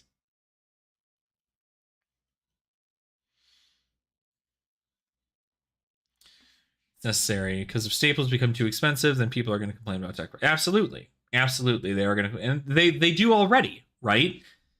Staples already to some people are too expensive, and if they believe they're too expensive, they go, oh, I can't get into the game. Like I can't get into it because I can't afford a $70 Findel Spring Tunic. Like, shut up. Like, there's just not like like if it wasn't $70, like then there would be no reason to open a box. Then nobody's buying it. So yeah, Everfest. I honestly say, dude, if 100 people bought an Everfest box today, like I think it would be the amount of singles going into the market would be huge. It's not what I'm personally going to do, but if it's this low consistently, I might buy like a box a month, maybe.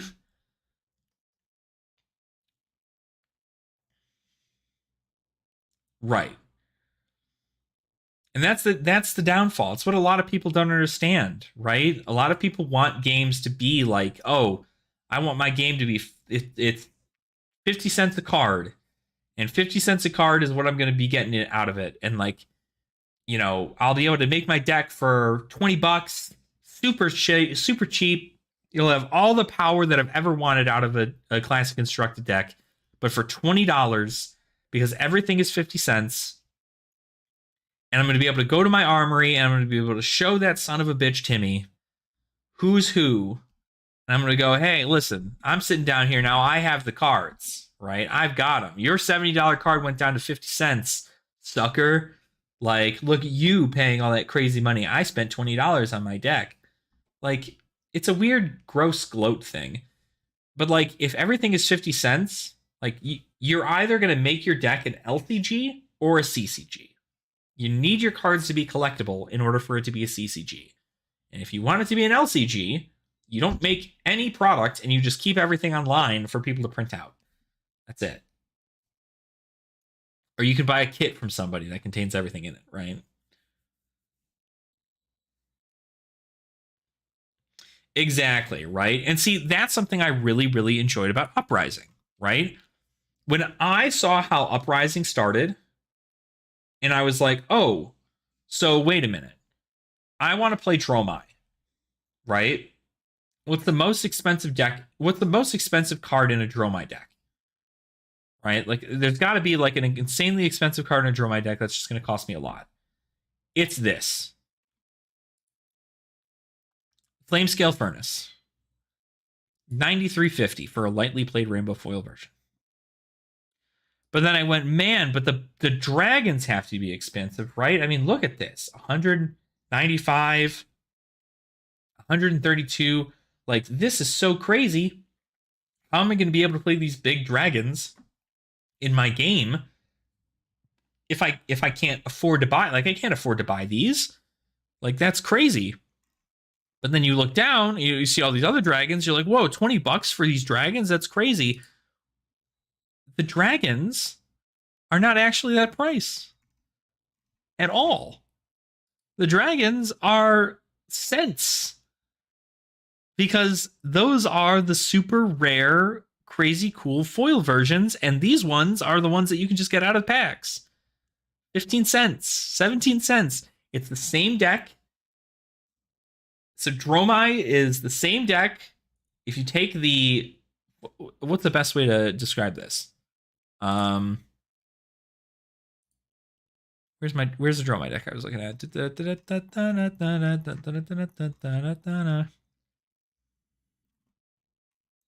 Anyway,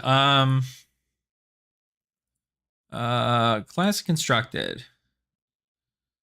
Dromai. Let's actually go to tournament. I know there's a Dromai that topped. Mara Ferris 20k invitational. You look at the pricing. So this Command and Conquer, getting 3 of them, that's how expensive this deck is. $830. But if you wanted this deck in the highest rarity ever, $28,000. $28,000. And you're going, okay, cool, right? Like, obviously, like that's so cool that happened, right? That this is the case. But 830 is still high. It is still high, right? I mean, like, you compare it to a $150 deck in Pokemon and then bump it up to 1,000.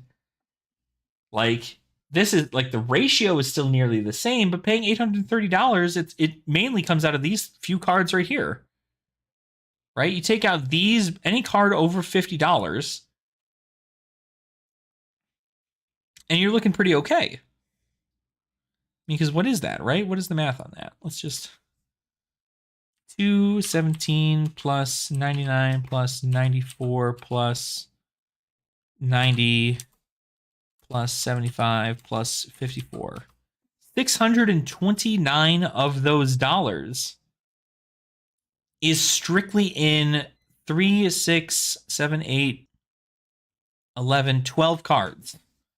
12 cards out of your 80 card deck is $629.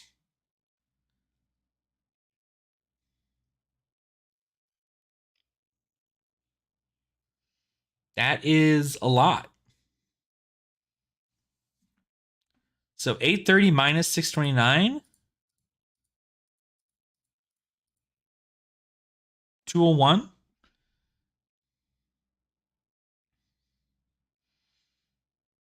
Exactly. Yeah, that's the other thing too, right? Is that all of these cards, right? You keep them and you can use them for other things. You have a living legend format, so it's not like the cards ever go away. Command and Conquers can be used in several decks. Tome of Imperial Flame can be used in currently 3 decks. And can possibly see use further in the future. Flamescale Furnace only for Draconic, but when we eventually come back to Volcor, this is going to be important. Crown of Providence is a card that, again, it's a generic equipment. It's going to see play. It does good things, and Light and Strike, again, is a generic. You can put it in any deck. And Crown of Dominion is also, like, that's the thing. You're able to switch decks a little bit more consistently because you have these general cards first. Like with this package right here, you could play any Draconic hero to ever come out from now until forever. Right? And then, of course, everything else down here is specifically Draconic Illusionist. And all of these cards are sets. So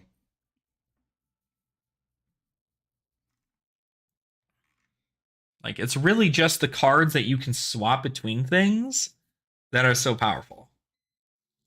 So, I don't know. Do I think that I like that concept that it's able to be like, yeah, okay, like if you wanted to play this hero, you don't have to play the most expensive card.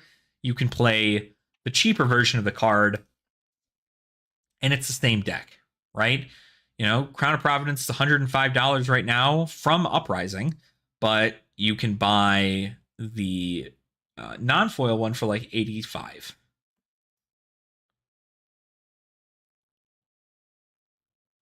Exactly. That's how I view it, right? That's how I view it. I bought all 3. I bought all 3 of like the I don't know, I hate calling them like the power cards. It's not really power, but it is power in a way. I bought 3 Command and Conquer, 3 E-Strike, and 3 Art of War, all in German from the HP1 Black Label from a store in Germany for like $300. $300. And if I did that here in the States, even if I went with the lowest listing, 72.26, let's just assume 75 per card. 75 times 3, 225. That's in just the 3 cards I bought. That is what's there. Then let's look at Art of War. 27. So let's just assume 30 after tax. So plus 90. 315. And then let's do Enlighten. Strike. Another third. So another 90. So plus 90 more. You're looking at $405. I spent $105 less, got the cards in German, and got all 3 of them, right? Like, yeah, they're not in English, but I do have these available, so. And that's the other thing. History Pack Volume 1 has all of these cards in it, and dude, HP1 did me so good last time.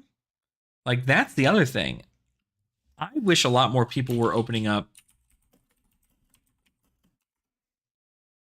I wish a lot more people were opening this up. Because this has gone through an insanely wild ride here since its incursion. It's gone down significantly. I don't even think this isn't even map pricing for it, right?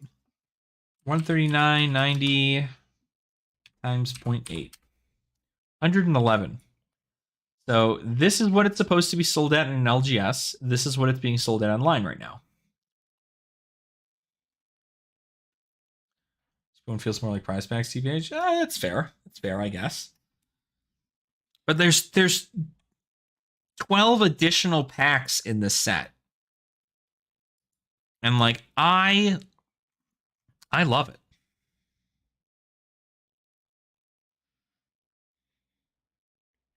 Yeah, I agree.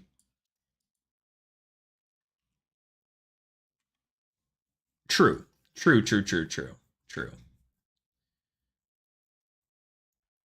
But even still, not too shabby. But again, like when I opened up an HP1, the last HP1 I opened up, I got it was my first HP1 box opening ever. I got right, because they're all expansion packs, right? What did I get? I got an Art of War and a Storm Striders out of my box when I opened up my HP1 box. So I got Storm Striders and Art of War, which means that 60, 30, 90, I made my box back in just those 2 cards. And like, if you open any of these afterwards, like, super good. I'd actually even be curious to see, like, obviously everything after this is going to be like insanely low in price. Yeah, well, obviously, but hey, what's up, Bob? How you doing, man? Hopefully you had a good holiday.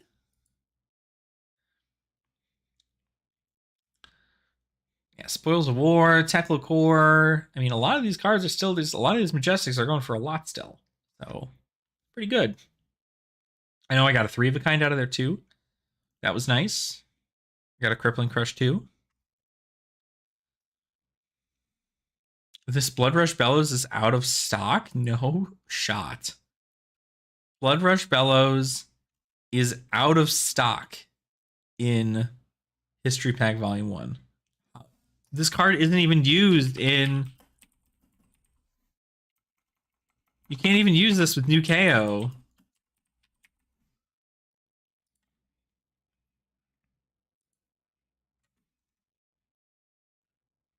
Weird. Couple dual lands and a box Lorcana. Ooh, oh, an enchanted bell. Let's go. Sherry Vegas, she got that luck. She's got that luck. Well, that's very nice of her.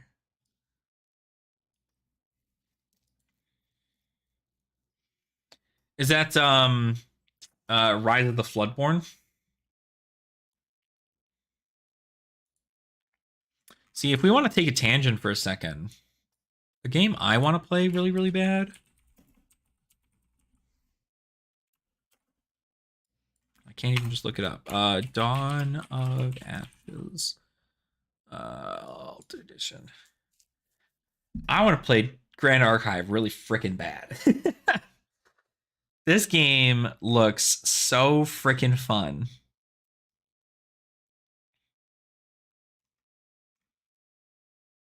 It's got waifus, anime themed.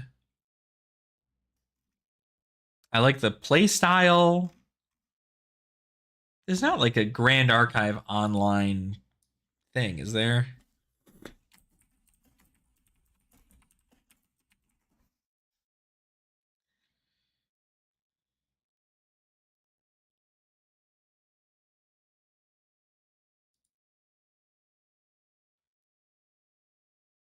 Oh, no, somebody made it one for Tabletop Simulator.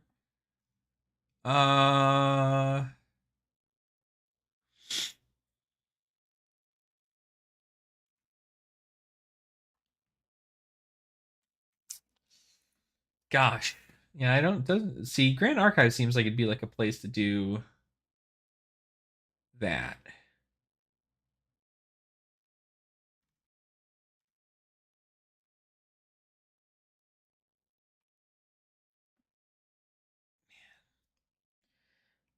The game just seems so fun. It seems so great. 24 basic deck archetypes to explore from within the very first set. Oh, it's from the first chapter. Okay, okay.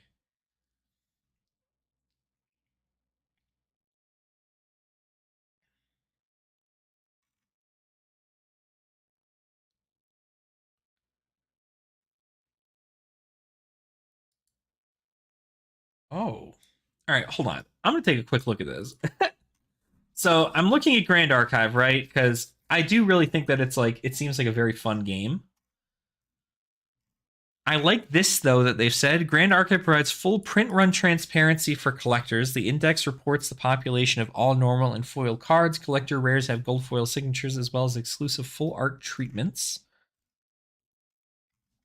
So do they have a products? Dawn of Ashes. This is their first set. Alter Edition product sheet. The starter decks, they're only 15 bucks. It's actually not bad. I might pick these up. Maybe I'll do that today. Go get myself a little gift. Alter Edition.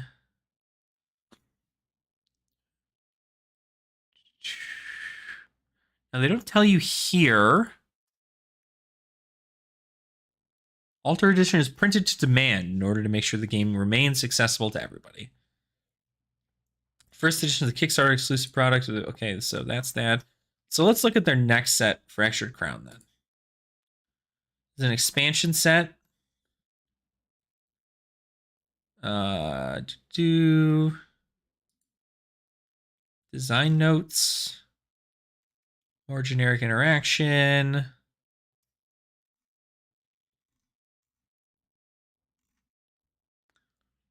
Pages and fractals. Too many one of duplicates.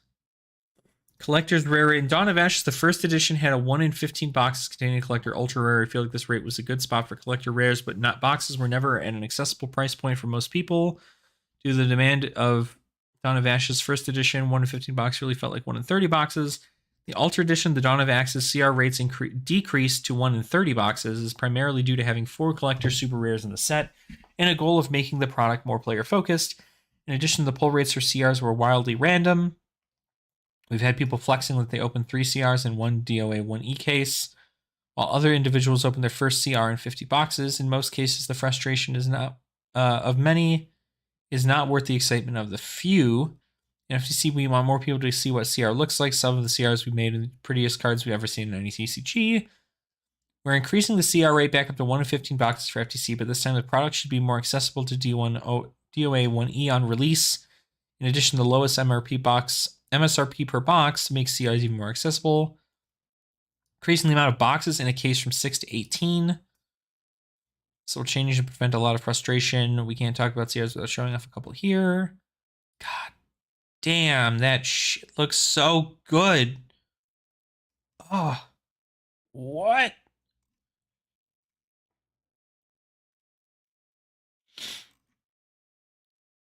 Okay, so, but where do I go for their... Where do I look at for their data? Is it their database? The index. Yeah, that's what this is. Collectors CR. Oh, shoot. Yeah, the index cards. Rarity. The other way. Oh, there are exactly 16 of like this card. This index is kind of cool. I like this. There's exactly 16. The edition of this card is out of print. The population number will never change. Oh, that's a Sent Houston. That's like a card.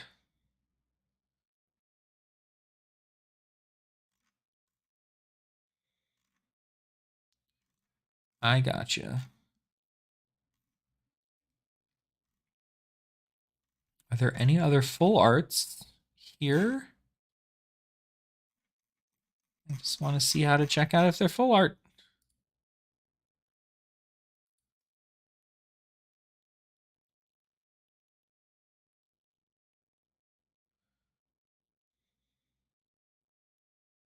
Yeah, promotional rare, champion promotional rare, rare secret rare, uncommon.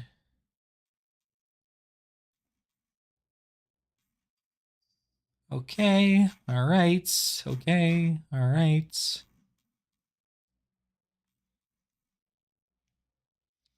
only 390 cards in the game right now. Kind of crazy.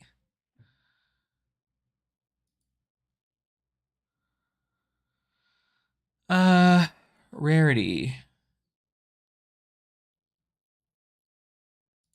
Collector ultra rare. Yeah, like this is what I'm talking about. They're exactly 70.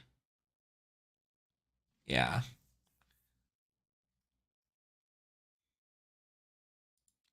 That's so cool.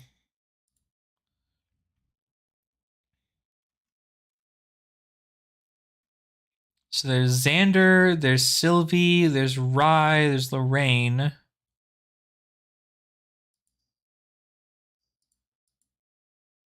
Maybe I gotta do... Did we just do Collector Super Rare? Okay, this adds them all in. Nia, Arthur, Lunette, Gawain, Lorraine, Merlin, Set, Lorraine, Uther, Spiring Call.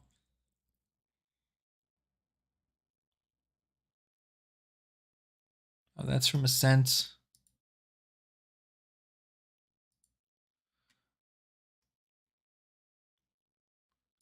This Arthur, there's about 180. This card is eligible for reprints in this edition.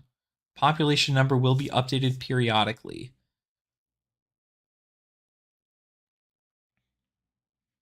Interesting. So this one will... They also have a print and play option for that, which is kind of cool. Net about 180.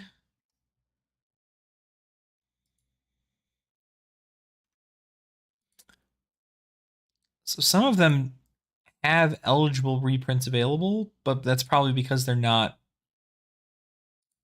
they're in sets that are not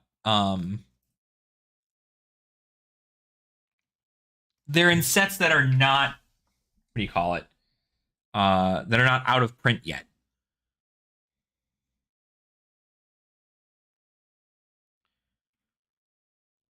Yeah, I know. It definitely isn't for everybody. I know it's very anime. If you're not big on anime, I'm assuming it is not going to be very good.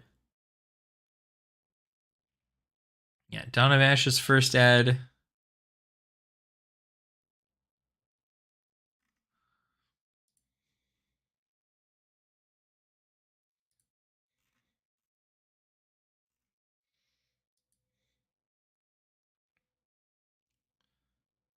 The edition of this card is out of print.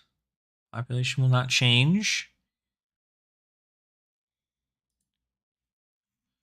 Let's see. Morgan's Soul Guide, about 425. Are the prices on the card secondary market? Well, let's go ahead and check it out. TCG Player. I actually think they're really good. Let's see. Oh, holy shit! Excuse me. Fractured Crown is their most recent set. Currently, it looks like you can get their only first ed. Currently, they don't have an unlimited version of Fractured Crown. So that was what Morgan Soul Guide comes from this, right? Yeah. So Morgan Soul Guide, that same card goes for $200.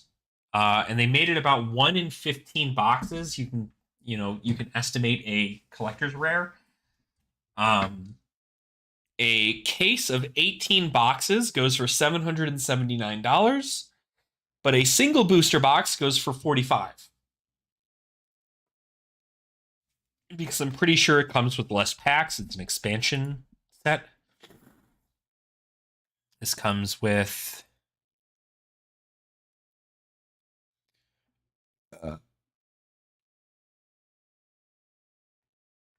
doesn't say 20 booster packs per box, where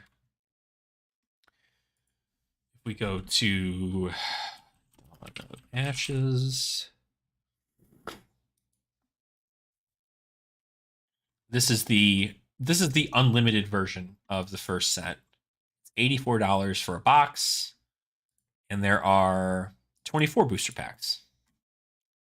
So 4 less packs, half the price.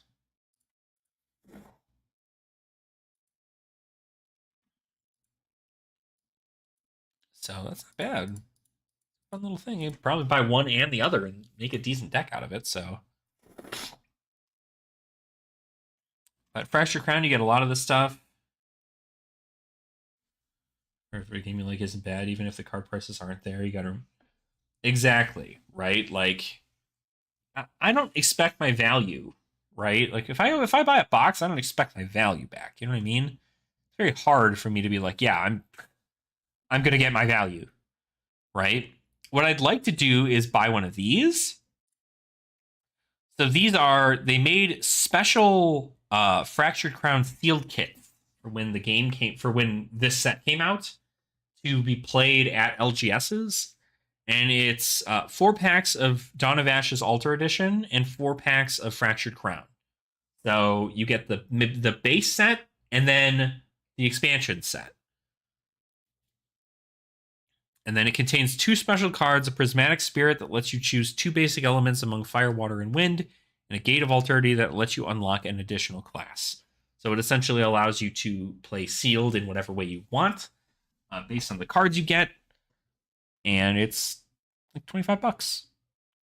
You get 8 packs, $25. and 2 promo cards in there. So yeah.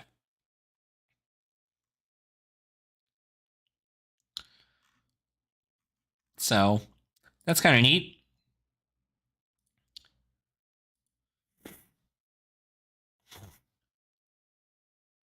Yeah, I'd be curious even what the. I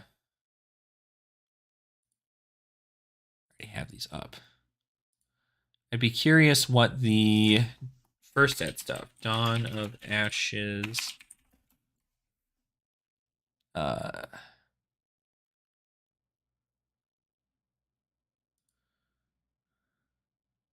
First edition. So first edition, it doesn't seem like you can find anything in there really. It's $279 for a box of first ed, where it's $84 for a box of unlimited. This is like very, very original Kickstarter stuff.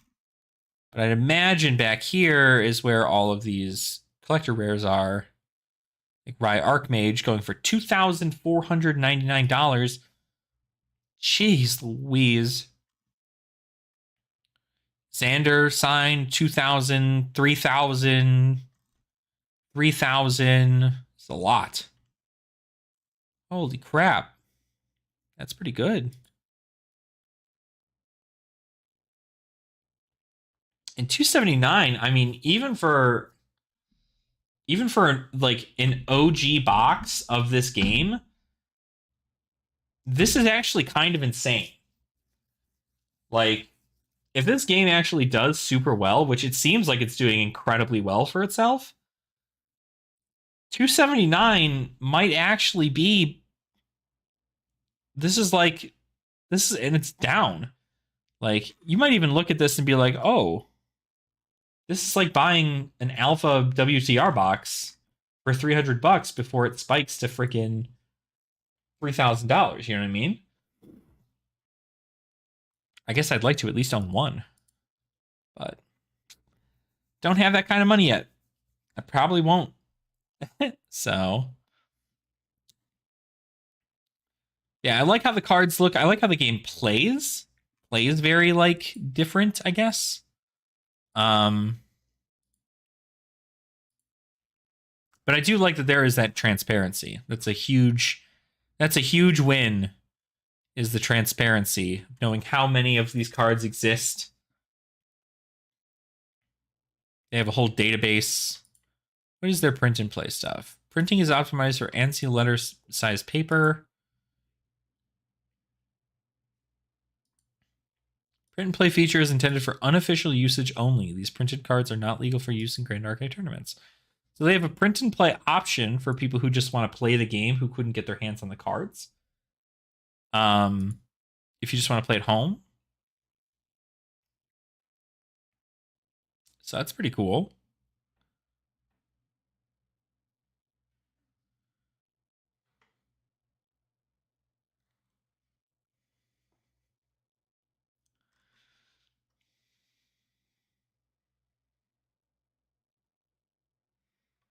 Iron, invest in your future. Oh no, absolutely, Nathaniel. that is my recommendation to everybody anyway. Is if you have $300 to put into a card game that you don't know is going to do well, you can put that into an ETF or put it into a 401k or a Roth IRA or something. And that money will do you better in the long run. And it's not risky. But it's definitely risky here. But like $84? I mean, I'd spend $84 for a box, but again, I don't like buying boxes. What I want to do is I actually want to buy the starter decks. That's what I want to buy. I want to buy the starter decks. Because it looks like you can even get starter deck collector rares, which is kind of wild to me. So each of these decks, I mean, this one's, the Lorraine one seems to be pretty up in price.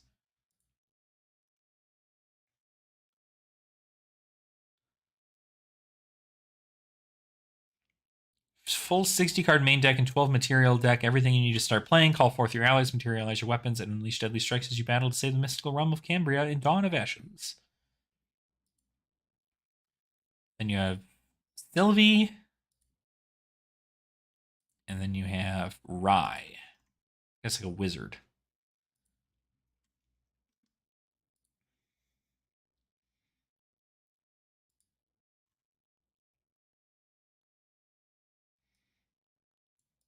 Three assassin class starter packs. Oh. So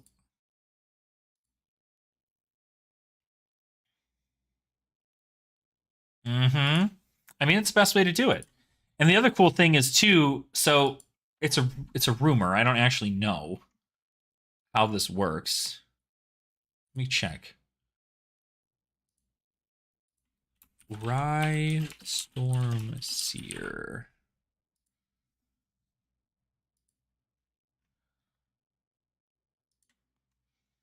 So apparently, there's a chance for you to get a collector's rare card in the starter decks for the game. I don't know how that works.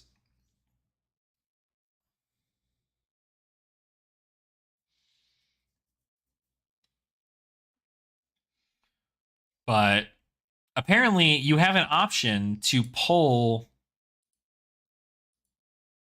like crazy rare cards, like a collector's super rare card from the starter decks. Like, could you imagine opening up a $15 starter deck and getting a $475 card? What? That'd be insane.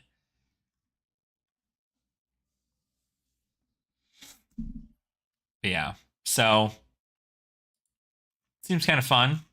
Something I might end up looking into. I'm probably gonna get the starter decks for that, and then there's a new set coming out called Alchemical Revolution, and I think I'm gonna get these as well because there's a hero I want to play called Diana. She's a ranger. She's also like she's a fire ranger, or well, fire is her element, but she's just a ranger. You can use her with whatever element. So I kind of like that. Yeah, fire, water, and then I'm assuming what's his face is wind.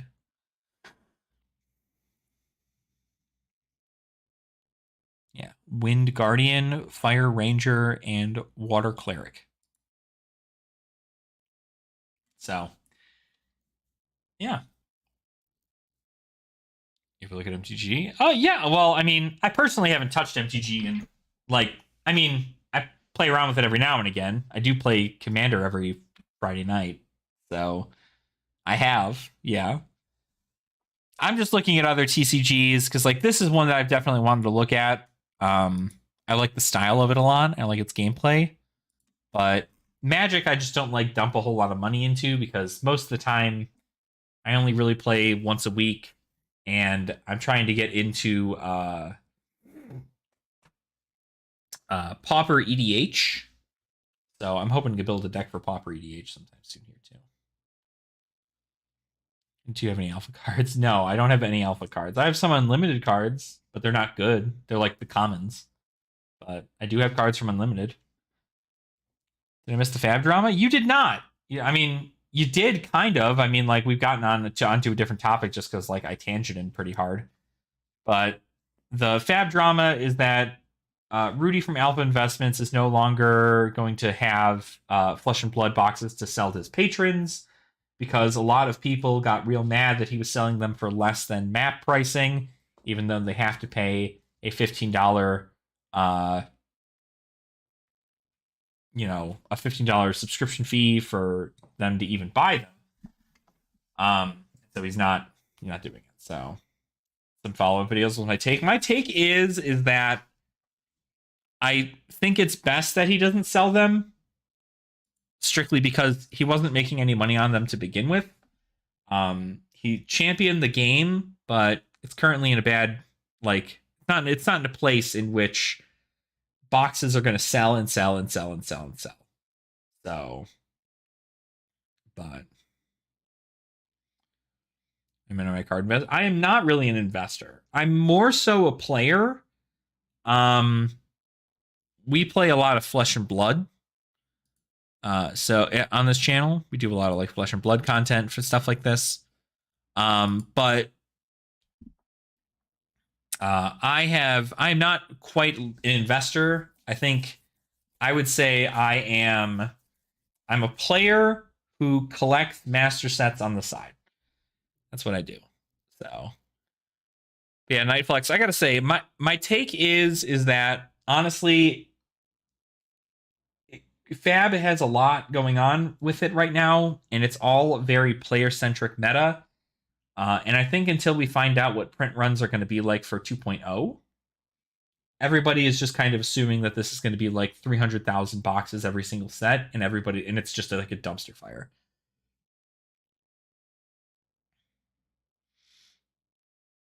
Oh yeah, well, I mean, a decent amount of them are under that because they're either cards that are not utilized in decks that are currently winning tournaments, or they're crazy hard to find, right? I mean, you take a look at you take a look at Dust Till Dawn. Dust Till Dawn has all these beautiful marvels that are all worth over $70, and it's insanely good, but they're hard to find, right? The cold foils are hard to find in the set. And then even you have the artist proof cards in Dust Till Dawn, which is like insanely good. This is a collector's set, if I personally say so myself.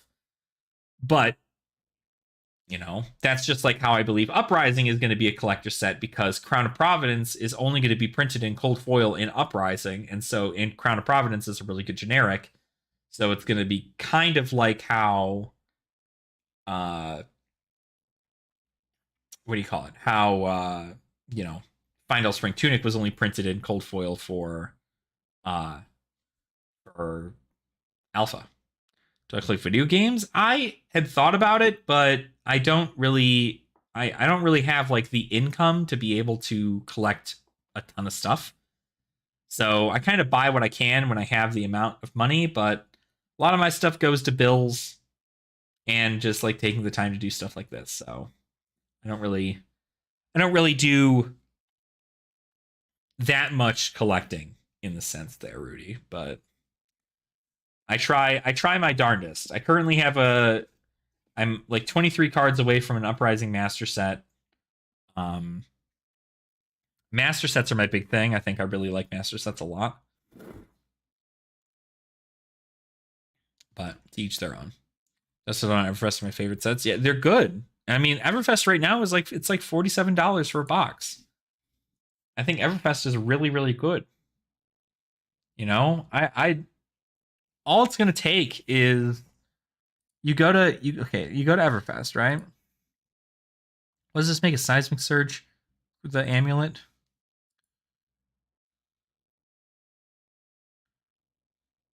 You pitch Grandeur Vanilla Great Seismic. Like this, like Betsy could use this.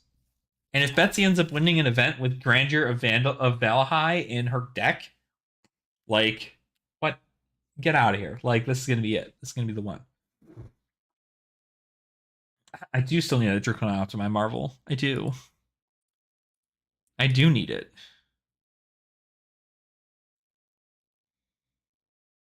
Exactly. Yeah, I agree. You should make sure that you have yourself prepared for the rest of your life in retirement and uh other like important like banks to have, and then uh of course what do you call it, and then start doing some of that. So first family overpulled was the this guy here. Playability is held in check by weapons requiring 3+ cards cost to pitch. True. Well, I mean, there is yeah, because well, what, right? I think that's really it. Fab. If we go and we look up Class Guardian, weapon. Currently, this one needs stuff. This one needs stuff. Yeah, cost 3 or greater in your pitch zone. So it doesn't have a cost. And you can't pitch it this way here. So, well, I'm wondering whether or not Betsy's weapon is just going to cost 3.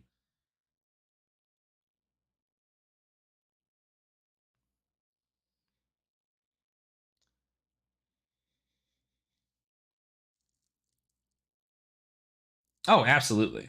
Absolutely they are.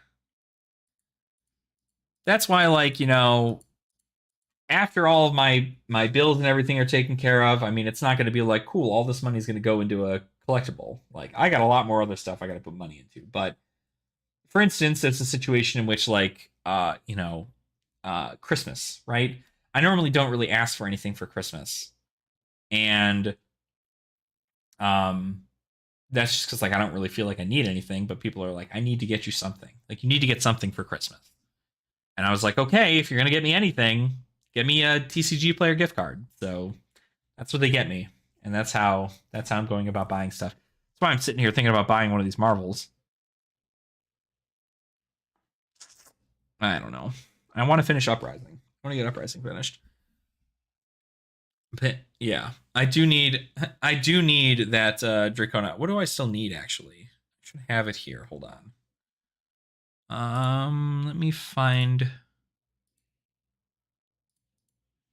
this real quick. This isn't what I'm gonna want. Need to finish Uprising. I need 1, 2, 3, 4, 5, 6, 7, 8, 9, 10, 11, 12, 13, 14, 15, 16, 17, 18, 19, 20, 21, 22, 23, 24, 25, 26, 27, 28. No. 27. And 27 more cards.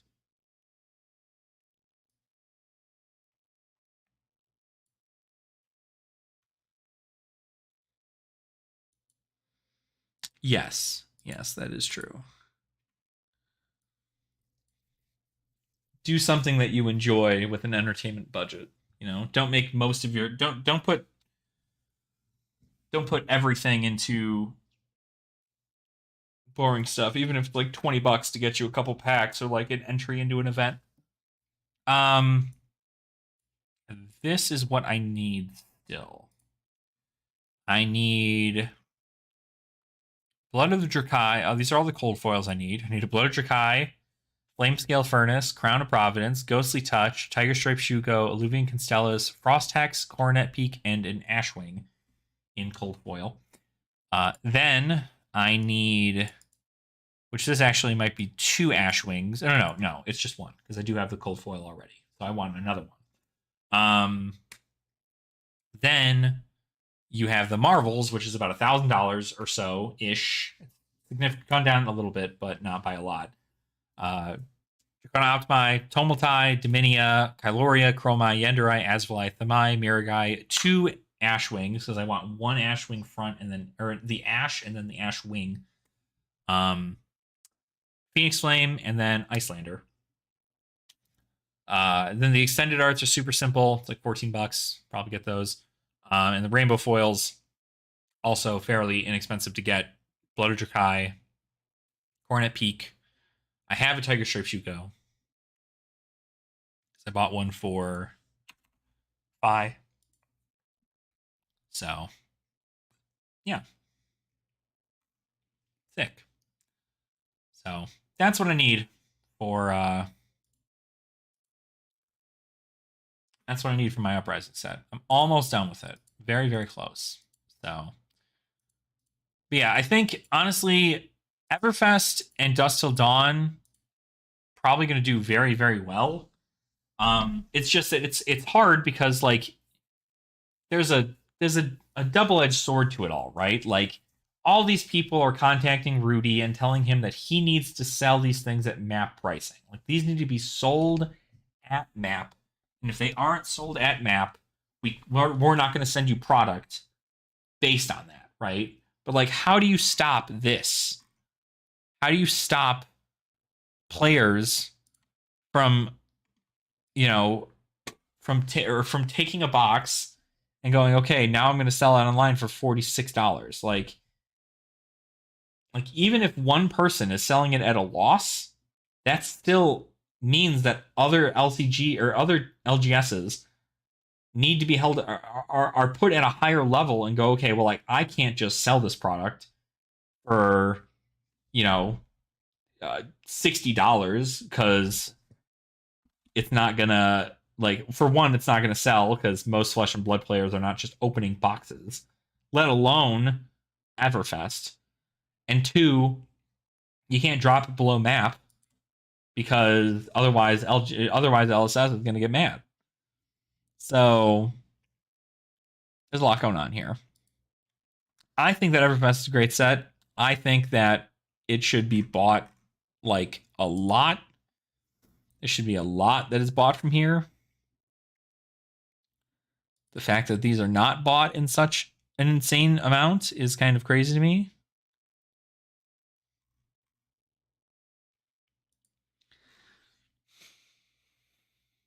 So I don't know, but I feel like there's just it's just in a weird place right now. Players are happy with where Flesh and Blood is going, but the market is not happy with where Flesh and Blood is going. And I think until we find out through other means whether or not Flesh and Blood actually got a reduction in print run for 2.0, we're going to be hard pressed to find out what is going to happen, right? We're going to be hard pressed to find out whether or not collectors actually care about the set, right? Or they care about collecting anything from it. You know, I personally will care about collecting any set that comes out for Flesh and Blood because I like to set collect. But that does not mean that I have the means to make that happen all the time.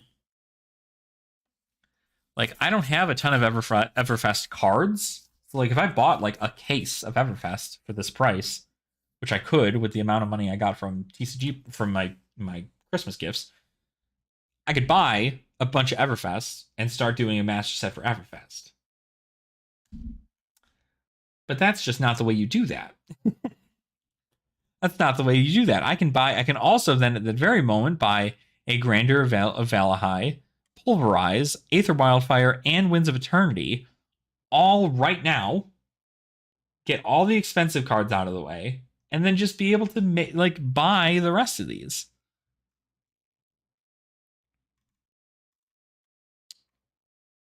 And then it'll be fine.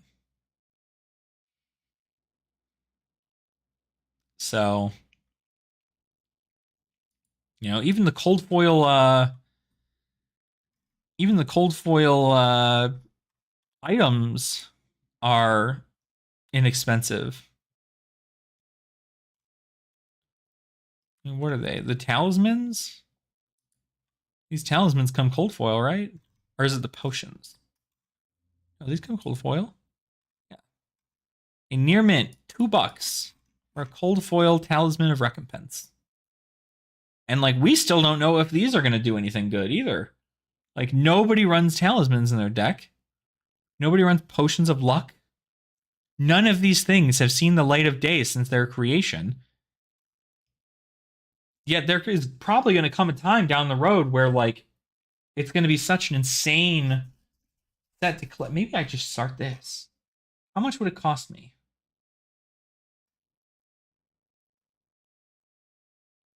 How much would it cost for an entire master set of Everfest? Where's my phone?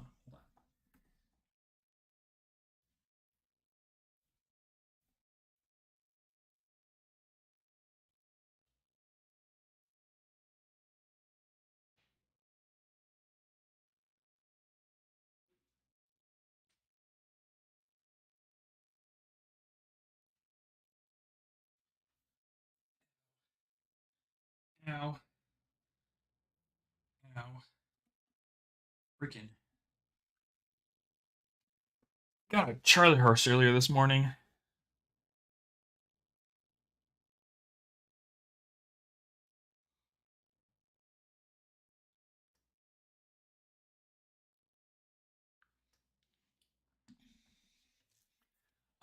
Let's see. The entirety of Everfest. Can I do that on my phone? Go to the collector app.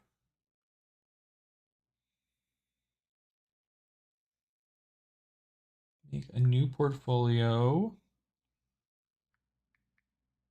Everfest First Ed Master Set.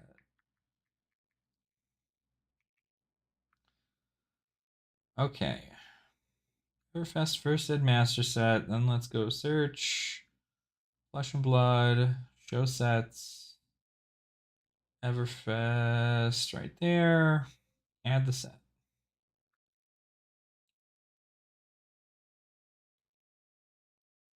Let's see what we get.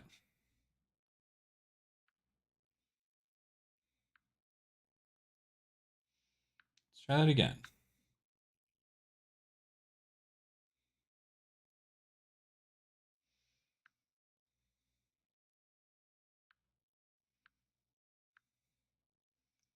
So the entire set is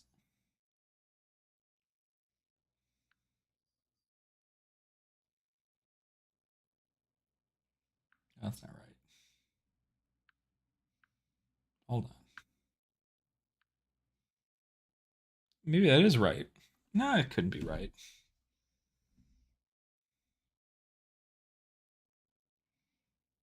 Oh, that's right. That did also get printed in here too.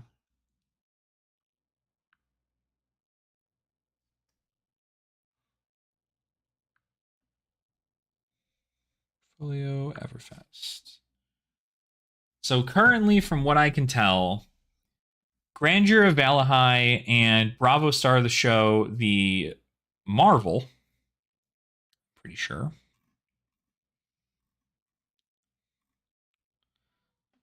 Those are all going, that's going for about $200 in and of itself. Then, of course, you have all the extended arts, which are about $40 a piece.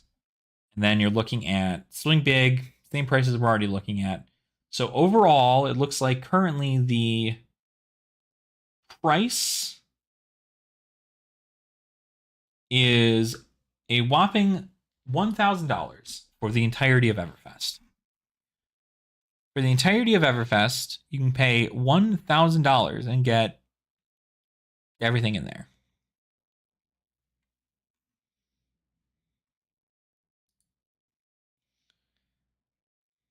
Now, that's not too bad for a set that is selling for $46. I wonder where Bravo is.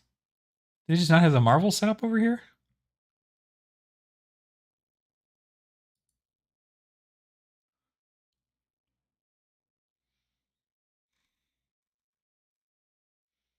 Weird. You'd think it'd be on the first page, right?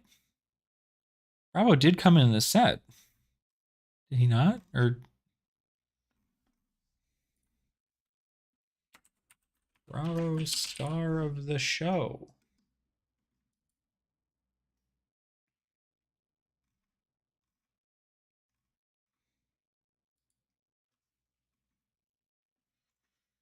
From Everfest. First Ed Cold Foil's $56. And a lot of people are playing Starvo. Well, they were when Starvo didn't get hit with the restricted hammer. So yeah, so I think that's really it. I think it's not a bad set to collect, I would say. It's weird that it's not on here though. Best match? Best selling?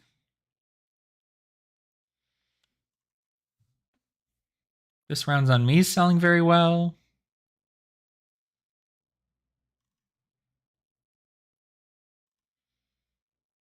I don't know. I think it'd be a fun little thing to collect. Be an interesting thing to collect, if I don't say so myself. But anywho, now that you guys kind of got the idea, right? Obviously, we're talking enough about the Flesh and Blood market.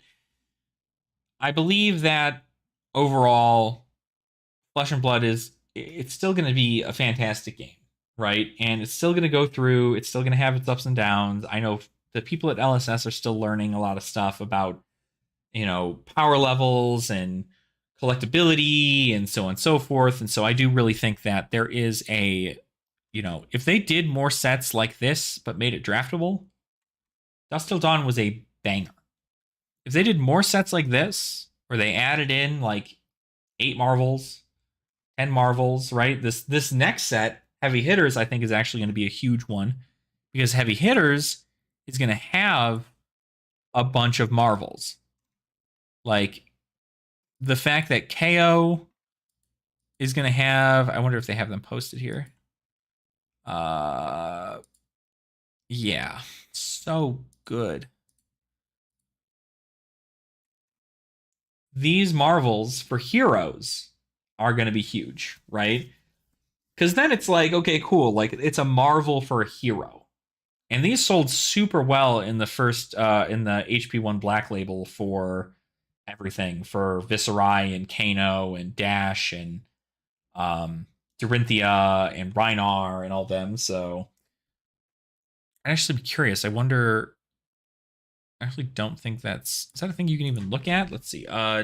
Dorinthia Iron Song.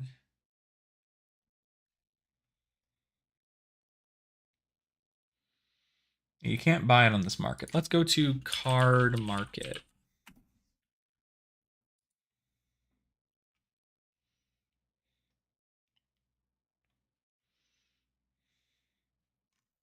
Flesh and Blood.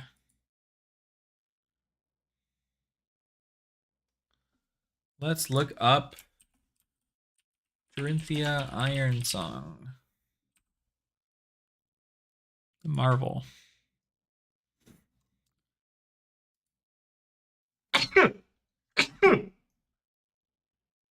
Oh, excuse me. Gosh.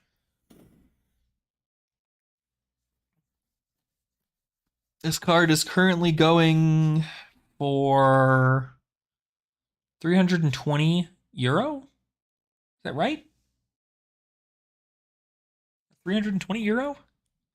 It's like 200 or that's more. 330 some dollars US? Pretty sure? Hold on. Pro to USD. I do this all the time. 320 euro. $353 US. So, doing pretty well, I gotta say. How about the Rhinar?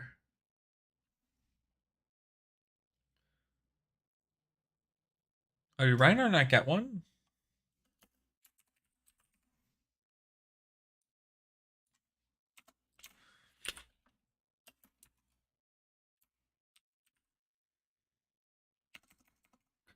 Huh.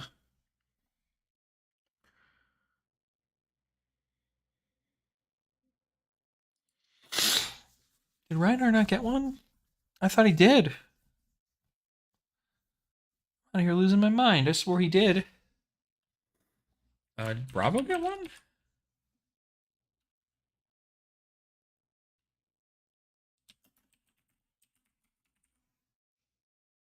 Oh, you know what? Maybe Rhinar Reckless Rampage. Huh. No, he did not get one. Bravo Showstopper.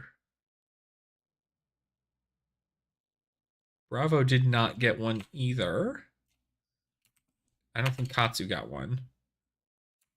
Dash.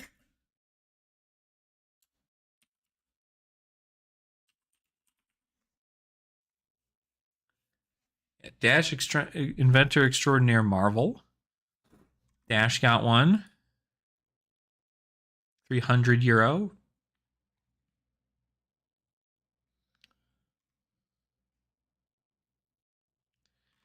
So these are going to go pretty well. I think this is something that's definitely going to make heavy hitters a very popular set, because I believe that they're going to look at these Marvel heroes and they're going to go, oh boy, like, we got to get this. Like, Olympia's Marvel hero looks super good. Not on here for some reason, but I know Olympia does have a Marvel. Yeah. So I think it's cool. But I guess it's a thing we just got to keep an eye out for. Luckily, you know, we're putting together the budget format for people to play in Clash, and hopefully we'll have some more information towards some fun Clash stuff later. But for right now, we're gonna get some games in, hopefully at some point, you and I, Nathaniel, and then kind of move it on over from there. If you guys do have any interest in Clash, make sure to go ahead and check out our Discord, which is, whoops, that is not what I want. Let me see, can I invite people?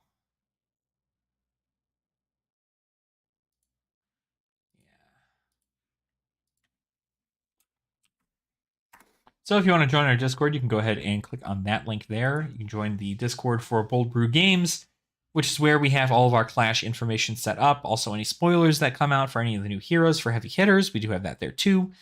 I hope to get some games in, hopefully sometime soon, get them recorded and set up for you guys so you can check out how these heroes play in Clash. But more importantly, I think as far as market's concerned, again, just remember that Flesh and Blood is a market that is strictly very player-based. And a very player-based market is going to make its own decisions on the secondary market based strictly on new releases, as well as winning deck lists.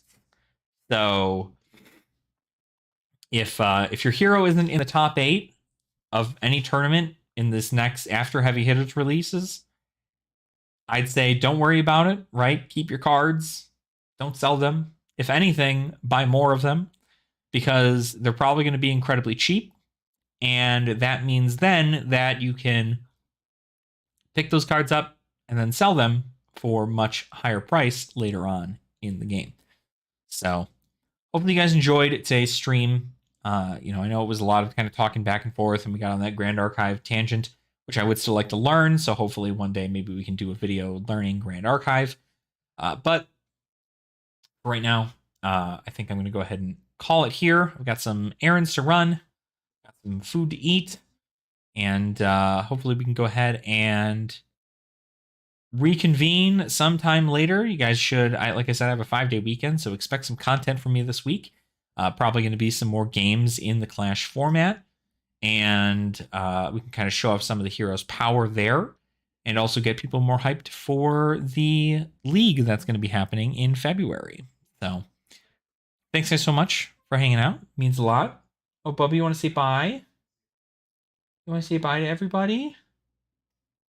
Yeah, you do. Come here. Come here. Oh, I'm gonna get you. I'm gonna get you. All right, everybody. Say bye. Have a good time. We'll see you all later. Make sure to hit me up for anything that you need. If you have any questions about Flesh and Blood or anything of the sort, I'd be more than happy to help you. So, yeah. Maybe we'll do another live stream later on in the week, too. A little New Year's celebration, It doesn't have to talk so much about the drama. Oh, goodness. Okay. All right, everybody. Have a great rest of your day. Enjoy the spoilers as they release for Flesh and Blood. And more importantly, remember to always be smart and don't make dumb decisions. All right, guys. Bye.